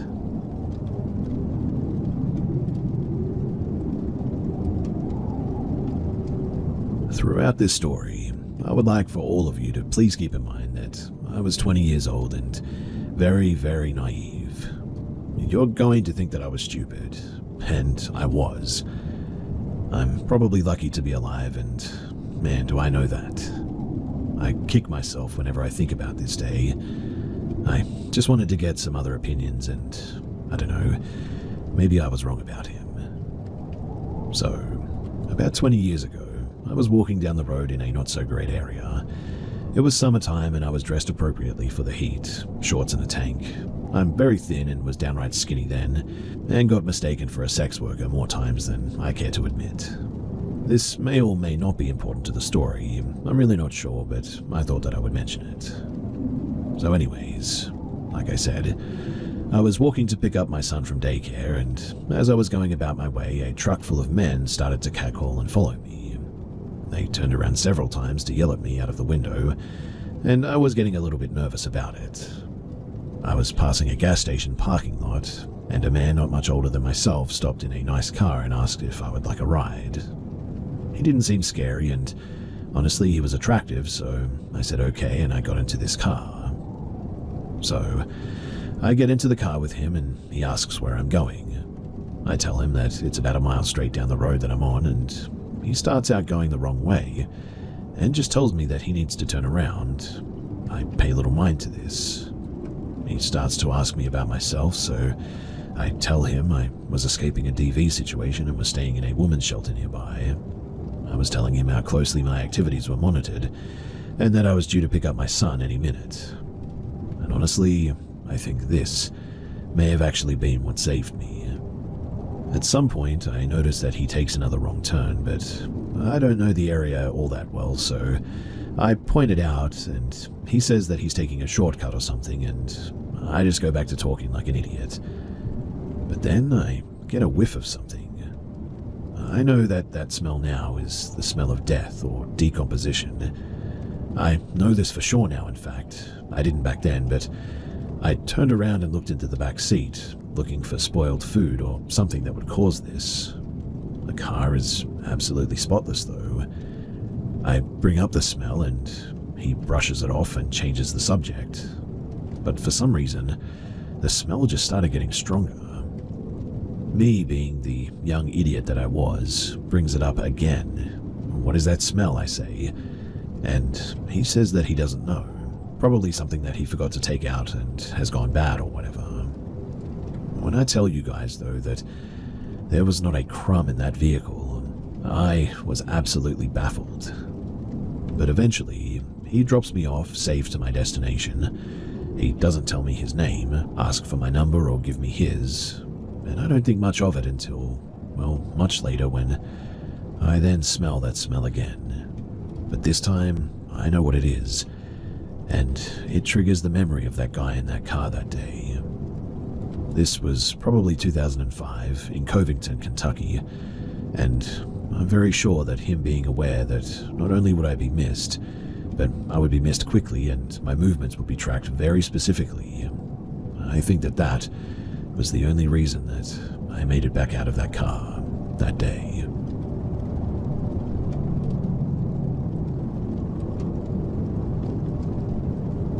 This is going to be a bit of a long one, so buckle in. This is a story about my family and myself. I'll do my best to remember all of the events and the details that I can. I apologize if some of this is hard to understand, but I'm just trying to sort of relive my childhood to tell this story. So, the year is 1993. My parents have 3 kids at the time, my older sister, my older brother, and me. 2 more sisters come in later on, but we are closing on the house, my parents' house, and this is where it all started. So as closing was coming to an end, my parents were asked if they had any more questions about the property. My mama asked Mr. G, the seller, if anyone had died in the house. Random question, I know, but Mr. G's response was, "Why? Are you scared of ghosts?" I guess that was the end of their closing, and so we eventually moved in. It was a hood city, but our neighborhood was one of those movie neighborhoods where all of the houses looked the same except for the one that we had just bought, and everyone knew everyone and everything that went on in that place. All the houses in the neighborhood were single-story, two-bedroom, a one-bath house with a kitchen and living room and a dining room. Mr. G added to the house that we had bought when he owned it, and it was a two-story, five-bedroom, three-bathroom with a beauty salon and a workshop attached to it too. I think Mr. G's wife was a hairstylist or something. So our house was the biggest in the neighborhood. Anyway, we get settled in the first week. My bedroom was supposed to be the last room on the left upstairs, but from day one I was absolutely terrified of that room. So me and my brother shared a room instead, the last room on the right. After we get unpacked and settle in, we decided to take a bit of a stroll around the block. We closed up the house, turned the lights off, shut the front door, and head out on our walk to interact with the neighborhood. We made our way around the 5 roads that made up our community, and as we made our way back to the house, we could see it in the distance. All of the lights were on in the house, and the front door was open. My mum made us stay back, about 2 houses up, while my dad went and checked the house. When my dad gave the clear, my mum called the police to make a report, and they also checked the house and didn't find anything or anyone, so it was just let go. Now, I believe that this was one of the first signs of paranormal activity in this house, and so that's why I brought it up. I don't know how much time had passed, but it was a short time, maybe a couple of days or maybe a week at most. But we did the typical welcome to the neighborhood housewarming party at our house, and a lot of neighbors came to visit and party and all that. Our next door neighbor Bill was hesitant about coming inside and stayed on the front porch, but eventually came inside and sat on the couch and drank some beer. One of the downstairs bedroom that was attached to the living room was mine and my brother's playroom or TV or Sega Nintendo room. My hamster cage was in there too, but during this party I decided to put my hamster in the ball, and Bill was loosened up by this time. And well, said hamster rolled around in this ball and made it into the living room, and Bill got quiet. My parents noticed this about Bill and asked him if he was alright. I guess Bill wasn't accustomed to hamsters and their toys and all that he had seen was a ball, but Bill said that if that ball moves one more time that he was leaving and that he won't be back. Well, about that time, my hamster turned into the Flash and just sort of took off in this ball. Bill literally flew out the door and he just went home. He stuck to his word years later until we moved, and he just would not enter our house and would only come in the driveway or yard sometimes, but rarely he would come onto the front porch, even after my mum told him that it was a hamster in a ball. Well, we were there a few months living the 90s family life, and my mother is outside and starts a conversation with the lady across the street. We called her and her husband Meemore and Pawpaw, and this is when Meemore informs my mum that 2 ladies had actually died in our house from cancer, Mr. G's wife and daughter. Meemore also goes to say that Mr. G was a bit of a weird guy and had secret rooms built into the house behind bookshelves and all that. Secret doors and rooms full of old school firemen set up stuff, like firemen's axes, fire hoses on a reel, behind a wall, she believed.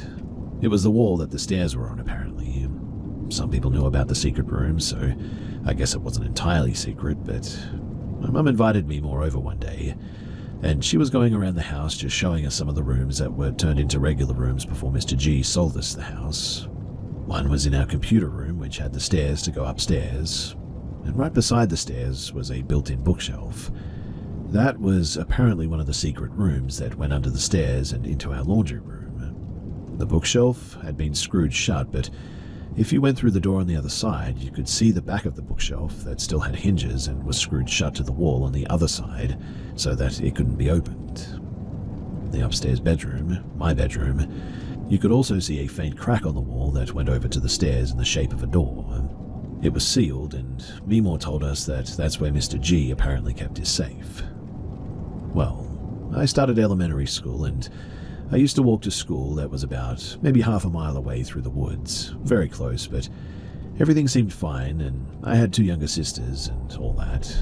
But around 4th grade, I started noticing when I got home from school just about every day that my mum would be sitting in our van, and she had a sort of little 90s handheld TV and would go to Winn-Dixie and buy an Inquiry magazine and just sit there. I used to get mad because I wanted to go to the store with her, but it was a daily occurrence. During this time, I was in elementary school, and we would witness things or experience things happening, like doors opening or closing inside the house, and stuff like this. It would be slow as well, like a draft. Not fast swinging, opening, or slamming shut, but they still definitely moved. Things were moved too. My dad played it off as drafts in the house and forgetting that we left so-and-so here or there, but I didn't know this at the time, and my mum was stressing and freaked out by this.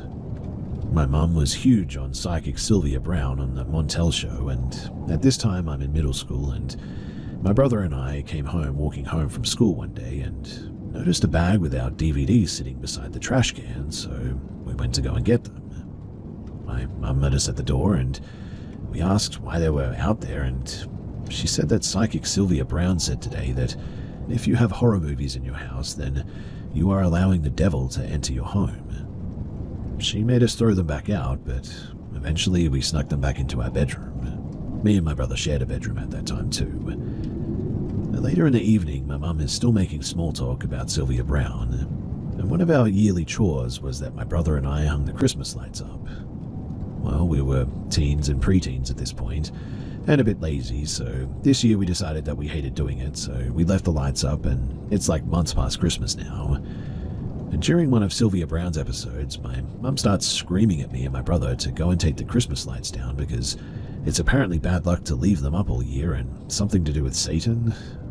This is when my brother, I didn't mention that he's 4 years older than me, but he is, makes the comment to my mum that, yeah, well, this house is already evil. Sometimes I feel like I'm getting my hair pulled and no one's there, and sometimes I hear people walking up the stairs and no one's there. My mum just burst into tears with my brother and says the same thing happens to her, and also that she has been pushed down the stairs apparently, and says that that's why she sits in the van every day, all day long, because she's so scared to be in the house by herself. So, when we leave for school, she would be right behind us to go sit in the car all day, allegedly. And at this time, my mum and dad got divorced for whatever reason. I never got into it, but my dad moved back in with his parents. I was kind of jealous at this point because my mum and brother were talking about paranormal stuff happening to them, but nothing ever really happened to me. I was pretty much unbothered by spirits, to be honest. My mum started calling them spirits instead of ghosts or demons. My guess is that she was hoping to ease her own mind or something, but I was going to leave this part out, but I'll tell it anyway just in case it's meaningful in some sense.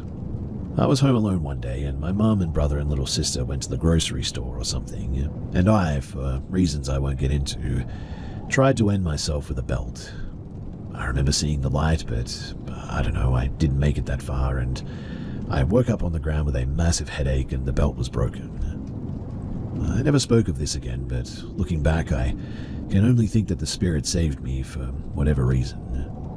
I got to my feet and ripped the collar off of my shirt, and when my family got home, I acted like nothing had happened, but my mum asked me what happened to my neck, and I quickly got the ripped shirt and told her that I was in the attic and my shirt got caught in a nail and almost choked me. By the way, our house has 3 attics, one on the front porch, one in the dining room downstairs, and one upstairs with the closet that was originally supposed to be my bedroom. Anyways, now my brother is curious about the attic, so we decided to go up there. We got creeped out because we found a mold of someone's teeth up there. It scared us, but we didn't let it get to us too much because we used to store our toys up there. My mum ended up getting a headboard and a bed frame from a lady because my mother wanted to get rid of her waterbed at some stage. And well, a short time later, the lady that my mother got the bed frame from actually died. My mum would accuse me and my brother of peeking into her room in the middle of the night around this time, and we swore that it wasn't us. Then, she said that she would see these like solid black shadowy figures as tall as the door frame looking in her room. There were apparently 2 of them. My mum put 2 and 2 together, and her theory was that whatever spirits were in the house didn't like the bed frame because there is possibly a spirit attached to it. She quickly got rid of that bed frame. So it's coming up to Christmas time again, and I get a remote control truck from my grandmother.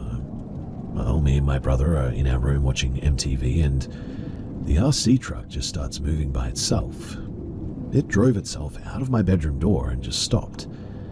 My brother smacked me in the head and said to stop playing with it or go downstairs because he's trying to watch TV, probably the Tom Green show. I told him that I wasn't playing with it though, that I had forgot it and left the remote control at my grandmother's house. We looked at each other and he told me to go and get the truck, and so I picked it up and he said take the batteries out of it because it's probably just interference with the cordless or something like that. I don't know, it made sense back then. Well, I opened the bottom and it only has one of the 4 AA batteries in it. We got a little bit scared by that, and so I put the truck under my bed, and really that's where it lived for the rest of its life. Now, I got into a little bit of trouble at middle school and had to be homeschooled at one stage. I completely changed my daily schedule, and I would stay up all night talking to people in chat rooms. We had a web TV, not a PC, and when my brother's alarm clock would go off for him to get up for school, that was my alarm clock to end up going to bed. This was our daily and nightly routine pretty much all school year. And well, in the time that I'm up, the computer room, which is off of the kitchen, and had the laundry room in it, we had a curtain that separated the kitchen from the computer room, and I started noticing that the curtain would move. Not blowing, but crease and move as if someone was using their arm to move it out of the way. Then the laundry room door would open, and then close. And a little while later, the laundry room door would open and close again, the curtain would crease and move again, as if someone was sort of walking back and forth from the kitchen to the laundry room. This went on all school year and into the summer. I ended up naming the spirits or ghosts or demons Heidi and Beth. I have no explanation why I chose those names, but that's what I did. Probably because I knew 2 ladies died, so I gave them female names, I guess, but this was an every night event, so I'd welcome them pretty much every time, like, hey Heidi, hey Beth, and I was never bothered by them, except for them moving the curtain and the door, I guess. I never was touched or anything, not like my mother and brother had allegedly been, but, well, summer is here, and my brother decided that he wanted to stay up and see what I do all night, so I introduced him to the world of chat rooms on Web TV, Talk City at the time. His first night, he was typing away and chatting it up with someone, and he just sort of stops mid-sentence. He said, "Is my hair moving?" He had a sort of little alfalfa-looking thing on his head. I looked, and his hair was moving, as if someone was flicking it. I said, "No, you're imagining stuff because you haven't ever stayed up this long." Freaked out, I tried to make light of it, and I said, "No, you're imagining stuff because you've never stayed up this long." Anyways, we live our life and share the house with these spirits. Brother gets a girlfriend and moves out. A couple of years later, I move in with my girlfriend. My mum goes downhill, heavy drinking, popping pills until it put her into the hospital in June of 2007. And then in July of the same year, the house actually catches fire. The fire department thought that it was arson, but the paperwork reads that it was undetermined. August of 2007, my mum loses her battle to alcohol, and it was after a 3-month stay in the hospital to liver failure. Only the downstairs of the house was burned. The fire department got it out and put it out pretty quickly. And well, me and my brother decide that we're going to go to the house to see if we left anything salvageable in the attic from our childhood. While in the attic in the closet, in what was supposed to be my room, something just made me start pulling back the insulation up there, and it was then that I actually found a Ouija board with a check from Mr. G to Professional Ambulance Services and a picture of the 2 ladies. My guess at the time was that it was Mr. G's wife and daughter. My brother was into his emo rocker phase at that stage and decided to have the Ouija board framed and hung it up in his house on the wall above his bed, with the check and the pictures in a sort of Ziploc bag. My older sister works for a heating and air company, loved her boss, and did everything for him and his other employees. We have a local dirt track racing where I live and decided to go one day and posted a picture on Facebook. My sister called me and asked if I was there though, and she was apparently in the pits, that her boss races there on the weekends or something. She told him that her bro was there and they got us from the grandstands and took us up to the pits where she introduced him to us. She said, "B, this is my boss, M, and M, this is my bro, B." She also told me that I found out that M is Mr. G's grandson. He built the house that we lived in, apparently. We talked about the house, and he confirmed that it was his grandma and aunt that died there from cancer, and how he stayed there for a while with the dogs that they had and stuff. We didn't really mention it anymore after that, and I started enjoying the weekends with my family at the dirt track, and became affiliated with the race team working on the race cars and everything like that. And well, some time passes, and my brother's wife is diagnosed with cancer, and, well, unfortunately, it was too late. She lost her battle to cancer fairly quickly, and my brother came to me a few weeks later and says that he wants to get rid of the Ouija board that he had framed, because he has a feeling that that's why his wife had passed. That apparently he thought that he had brought some bad voodoo stuff into their home. He asked if we could just throw it away or burn it. And well, from my time watching ghost hunters and paranormal shows, I thought that I was a bit of an expert, so I thought and told him that I believe that you can't just get rid of it. You have to release the spirits or something like that. I didn't really know what I was talking about, but it hit me then. Hey, I know someone who might have some answers about it. My brother came over and I called Em, my sister's boss, and I said, "Hey Em, I have a bit of a weird question, but back in the day after the house burnt, we decided to snoop in the upstairs attic and we found a Ouija board. Do you know if Mr. G used it?" And then Em said no. I used it. I bought it when I was 14 from the local hobby shop. He said that apparently he had tried to contact his grandma and aunt. I said that I was about to send him a picture, and, well, I put the two pictures on the Ouija board and I sent him a picture of it. And he said yes. That's my board, and that's my picture of my grandma, Heidi, and my Aunt Beth. Me and my brother just looked at each other, pale as we could be. Now, if you remember what I said earlier, I mentioned that when I was a teen, I randomly gave the spirits in our house the names Heidi and Beth. And to this day, I still have absolutely no understanding of how that even happened. In the end, I asked if he wanted all of it, and he said yes, so we returned all of his stuff to the original owner, him. And that's pretty much where his story ends. Me and my brother have spoken about it over the years a few times and told the story together to people and family, but still, no one believes us, so we just sort of told each other that we know the truth because we lived through it, and that we'll just have to take it to the grave with us one day.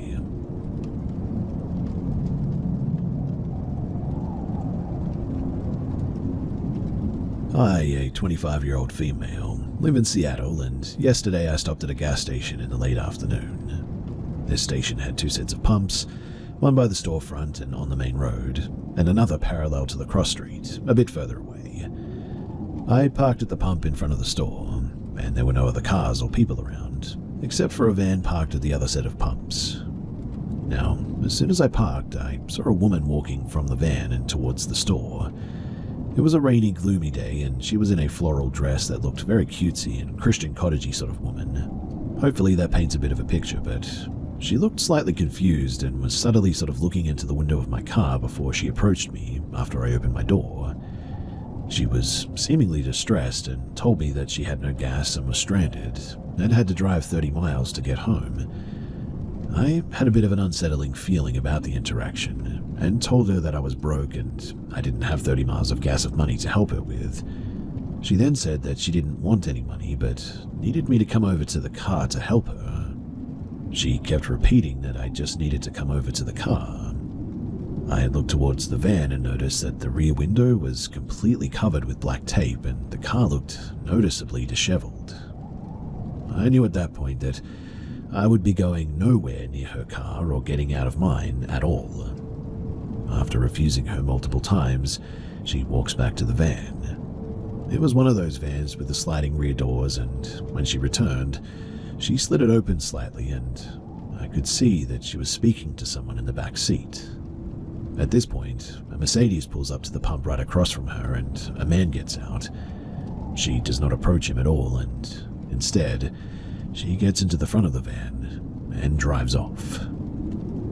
Now, I knew from the beginning that everything about this moment felt off, but it wasn't until a few minutes after that the details, they really sunk in and I realized what that could have been. Maybe I'm being dramatic and perhaps it was nothing at all, but I do have good intuition, and something just really, really did not feel right from the beginning of that whole encounter.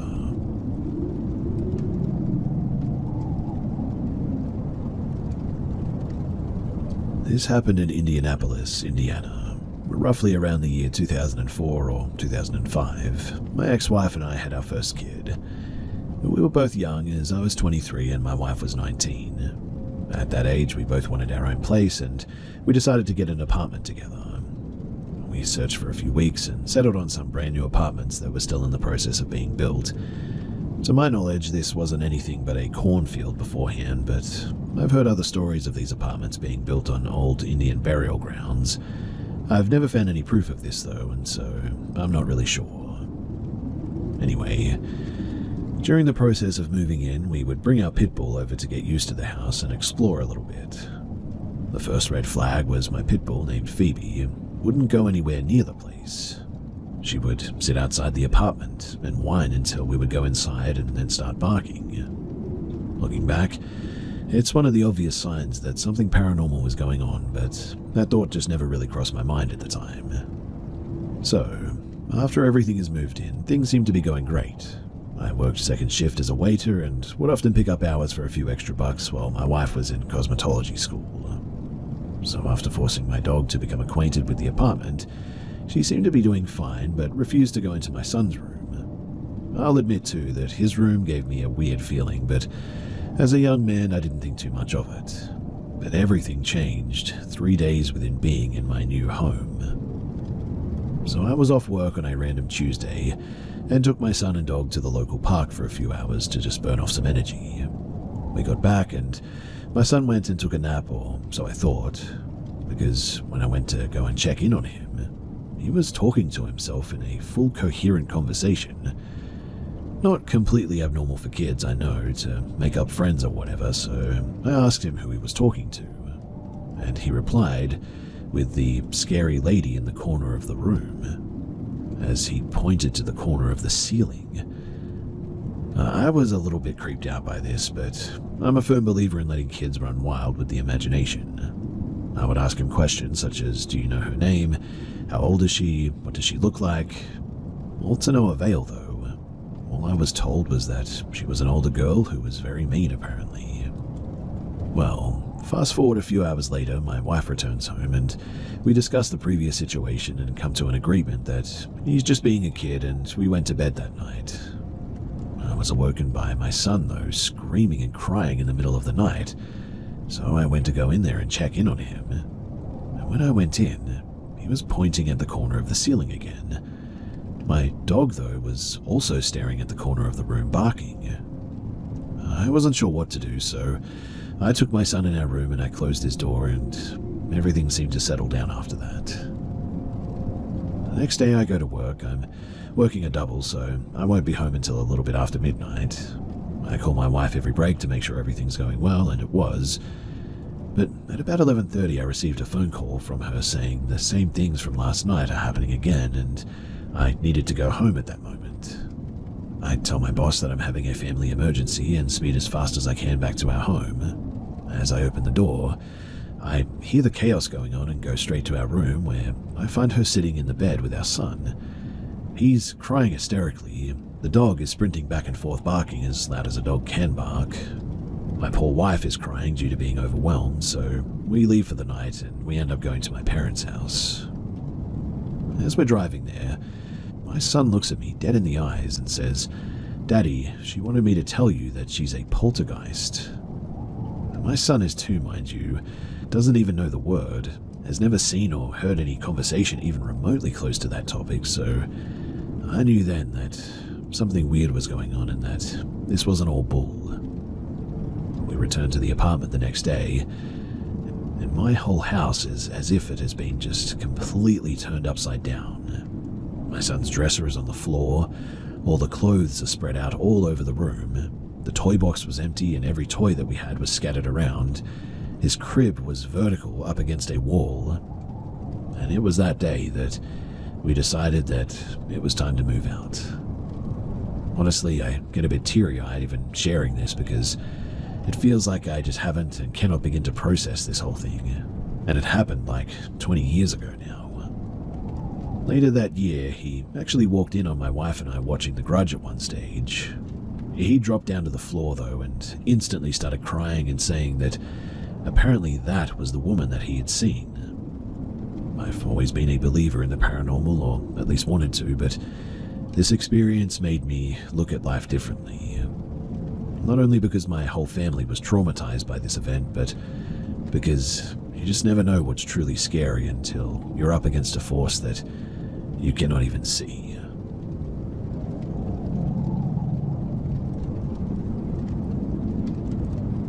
This is an ongoing situation, and I'm really not sure what to do about it. So my house sits fairly far back from the road, around maybe 150 feet roughly, maybe a little bit further to be honest, but between the entrance to my driveway and my front porch, I have 3 vehicles parked that would obscure the view from anyone walking or driving by. I live in the country on a side road with no stores or anything along it, or nearby even, so someone getting lost looking for an address or something out here is pretty unlikely. What I mean is that there's really no reason to be here at all, unless you know someone, and while the roads are a couple of miles long, there's only 6 houses on it because it's an agricultural area with wide gaps between neighbors. No streetlights either, literally almost pitch black out there at night. Now, about a week ago, I was waiting for the mum of the boy that I sit for to come and pick him up. It was still pretty light out, it was about 7 p.m, so it was just starting to get dimmer outside. When the kid's mum came in to get him, she and I were talking outside the car for a minute while he was finishing a match on Apex when we both heard a noise that sounded like someone trying to stifle a cough from in the kiwi orchard bordering my house. I thought that it was her kid at first because he tries to jump scare me all the time lately, despite stealth not exactly being in his wheelhouse, so coughing or laughing when he's setting up to try and get me and giving away his position is a pretty common thing at the moment. So I pretty much paid exactly 0 attention to it at first. Well, a couple of minutes later, he came flying out of my room and they left, and I didn't even realize until later that was weird because who the heck was coughing in the orchard? But at that time it was just, I don't know. I didn't even register, I guess. Well, later that night I was sitting outside on my front porch just smoking. It was somewhere between midnight and like 1 in the morning. My lighter was dead, so I lit my cigarette in the house on my stove and then ran outside with it. I was sitting with my back to the road smoking. I had no porch lights on. My phone was on the dimmest screen setting because I didn't want to entice the mosquitoes that were already out there. And well, about halfway through smoking, a man spoke up from somewhere near me and asked if he could have a cigarette. It surprised me so much that I instantly just froze. Literally thought that an ad had popped up in the background tab on my phone or something. And then he said it again. So I turned around and he was right behind me. This dude was tall as well, like really tall. Somewhere between like 6'3" and 6'6" at least. Beard, long hair, barefoot, wearing maybe blue or grey pants and no shirt, and a long coat or robe. Kind of hard to tell in the dark, even though I had turned on my phone flashlight and he was 5 or 6 feet away from me, at most. Like 2 steps and he would have had his hands on me. I didn't know what to do or say, like my heart was pounding so fast that I pulled out of my pack, and when he started to step forward I said, "No, stop, you don't need to do that here," and I just tossed him the whole thing. When I told him to stop, he did, but like weird. He stopped and put his hands up to his chest height, palms out, and said that was a good idea to toss it, and then just stood there for a second. I literally didn't know what to say, and before I even had a chance to, this weird guy just backed away, like he literally walked backwards, back towards the road, to where I could no longer see him. I didn't hear footsteps after that, so I don't know if he kept walking or just stopped, but I also have no clue how the heck he got so close to me like that, or where he even came from, or how he even knew that I was smoking unless he was nearby enough to smell it, or something like that, because it's not like he heard me light it. I mean, I lit it inside, or how I've never seen him around at all. But it gets worse because I've heard noises around my house every single night since then. Not like right up on my house or where my cameras would catch him, but like noises in the orchard, near the canal, too close for comfort for sure. Really, I'm just not sure what to do. I asked the sheriff to patrol out here if they could, but they're almost never out this way, and I cannot exactly report him if I don't know where he is, or if he's actually doing anything to be reported for. It obviously creeped me the heck out, and I have a weird feeling about that dude, but really I just don't know what I can do about it. Which is why I'm here. What do you guys think that I should do?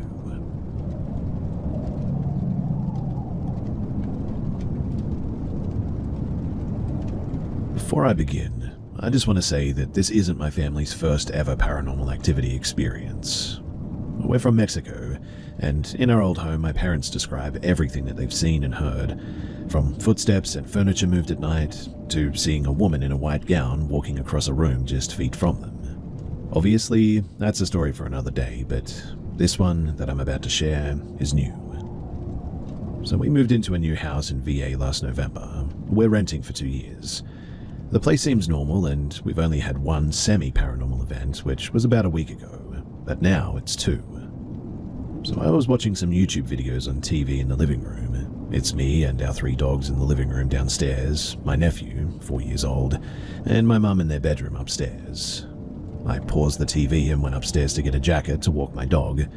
I open my parents' room door and ask my mum if I can head out for a few, and she tells me yes, but then tells me to come inside. I go in and she asks our nephew, in Spanish, "What did you see?" He then answers, "There was a man in the closet, and he walked out and he was gone, and he's not there, but he was there."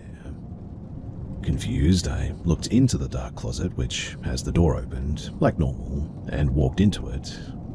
But there was nothing human-shaped there, and I've seen this kid's YouTube history. The closest that he's seen to a ghost video is videos about a slide eater.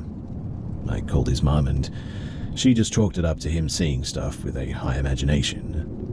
Now yes, he has an active imagination like all kids do, as I've certainly seen him play out stories in his head when we play at the park, but never something that would actively scare him like this. But honestly though, it wasn't even that he was really scared, it was more like he was confused in what he had seen. I really don't know what to think of it. I mean, on one hand he's a kid and you just cannot really trust them, but on the other hand he's never really said anything like this or lied without a reason in general. He wouldn't say something that would scare himself, and I just cannot bring myself to believe that he'd imagined something like that. And it doesn't seem like he's just looking into the dark side of the room and imagined it, since he was on his iPad since the moment that I walked into the room. He was sitting on a revolving seat and, while scared, wasn't trying to hide or anything, just sort of keeping close with my mum, who was showering at the time. Anyway, I would love to hear your ideas, explanations, and any kind of weapon against the paranormal, because I really am not taking any chances here. After all, I live like less than 40 steps from that closet.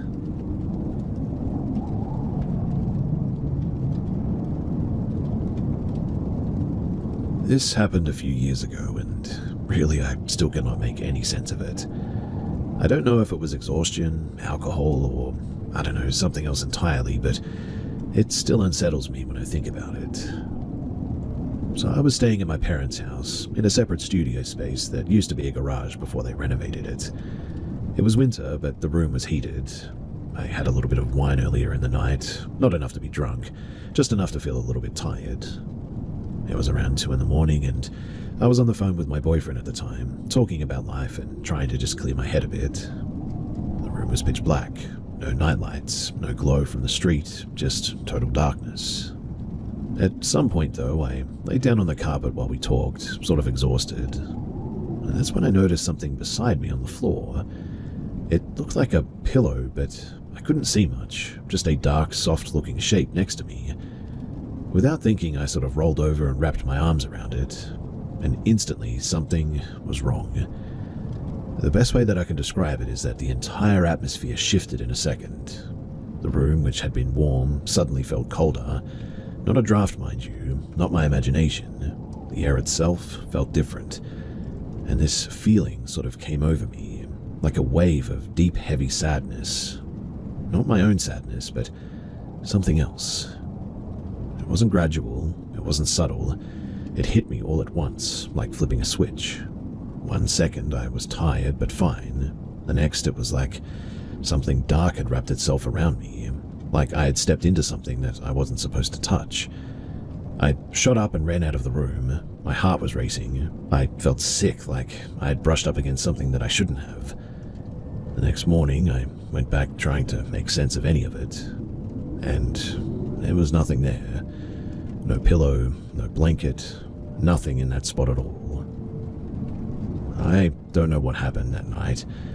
I don't know if my brain just glitched, if I was just too exhausted, or if something else was in that room with me. But I know how it felt, like I had touched something that didn't want to be touched. Has anyone ever experienced something like this? What could I have felt? Was this some kind of sleep deprivation, hallucination, or was there actually something there? I really need some answers.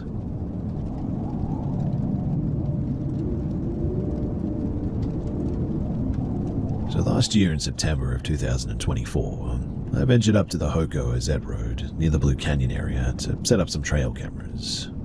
My goal was to capture footage of wildlife, bears, cougars, bobcats, or any notable deer.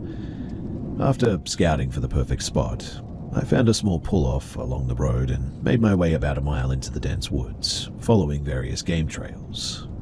The air was crisp, filled with the earthy scent of moss and damp foliage. Along the way, I gathered a bunch of chanterelle mushrooms, adding a pleasant bonus to my outing. I eventually found an ideal location, a flat area with good visibility in both directions, along a well-used game trail. The forest canopy allowed only slivers of sunlight to break through, casting shifting shadows on the ground. I set up 3 trail cameras, ensuring each was on video mode before securing my gear and heading back to my truck. Now, a few weeks later, I returned to check the footage. The forest was just as I had left it, silent and undisturbed. To my surprise, 2 of the cameras had captured nothing at all, while the third had recorded only 4 pictures instead of video. The SD card felt ice cold in my hand as I loaded the images into my laptop in the truck. The first image, it showed nothing but trees and brush. The second revealed a woman in a long flowing gown, standing eerily still, clutching an old-fashioned doll in her arms. The fabric of her dress appeared tattered and her face was obscured by the shadow of her hair. The third image was even more unsettling. She was now facing the camera directly, her lifeless eyes locked onto the lens, the doll held firmly against her chest. The fourth and final picture, it had returned to the empty forest scene, as if she had just simply vanished. A cold shiver ran down my spine upon seeing this. This area, it's remote. No one should have known where I placed my cameras, let alone been wandering around alone in the woods at that hour. I hiked back to the location where she appeared in the pictures, yet I found no footprints other than my own. The undergrowth was undisturbed, as if no one had even stood there. I took the SD card home and I transferred the images to my laptop, not realizing that this simple act would invite something into my life. That night, I began experiencing strange occurrences. I saw shadowy figures moving through my home, heard footsteps echoing in empty hallways, and felt an eerie presence lingering just outside of my vision, as if something was watching me. Determined to get some answers, I decided to return to the site, better prepared this time. This time I brought additional trail cameras, perimeter alarms, and chem lights. I set up my hammock in the center of a protective ring of cameras and alarms, carefully marking an exit route. The forest felt heavier this time, as if it knew that I was there. My plan was to stay overnight and witness whatever it was that was out there firsthand. As darkness settled in, the woods fell into an eerie silence. Not even the usual nighttime sounds of crickets and owls filled the air. Armed with night vision scope, I kept watch, scanning the surrounding trees for movement. The hours, they passed uneventfully, until just after midnight, when everything changed. A rapid succession of deafening booms filled the air, relentless and overwhelming. My immediate thought was gunfire, an attempt to scare me off perhaps. But as I took a breath and assessed the situation, I realized something far more disturbing. Every single one of my perimeter alarms, they had all triggered at once. A deep, primal fear took hold suddenly. My hair stood on end as I grabbed my pack and rifle, heading for my exit point. I didn't walk, I ran. The thick brush clawed at me as I sprinted through sticker bushes, stumbling and falling multiple times. My legs burned, my lungs screamed for air, but I didn't dare slow down. My only focus was reaching my truck now. Bursting through the patch of ferns, I suddenly found myself tumbling into a ditch, chest deep into the cold earth. The scent of damp soil filled my nose as I clawed my way out, my pulse hammering in my ears. Finally, through the darkness, I saw my truck gleaming under the moonlight. I reached for the door handle, and that's when everything went black. The next thing that I knew is that I was sitting in the driver's seat. My pack and rifle, which I always stored behind the driver's seat, were inexplicably behind the passenger seat. My hands were shaking as I gripped the wheel. I quickly checked, and 3 whole hours had passed. Yet I have no memory of anything about what had happened. Shaken to my core, I sped home and I immediately collapsed into sleep.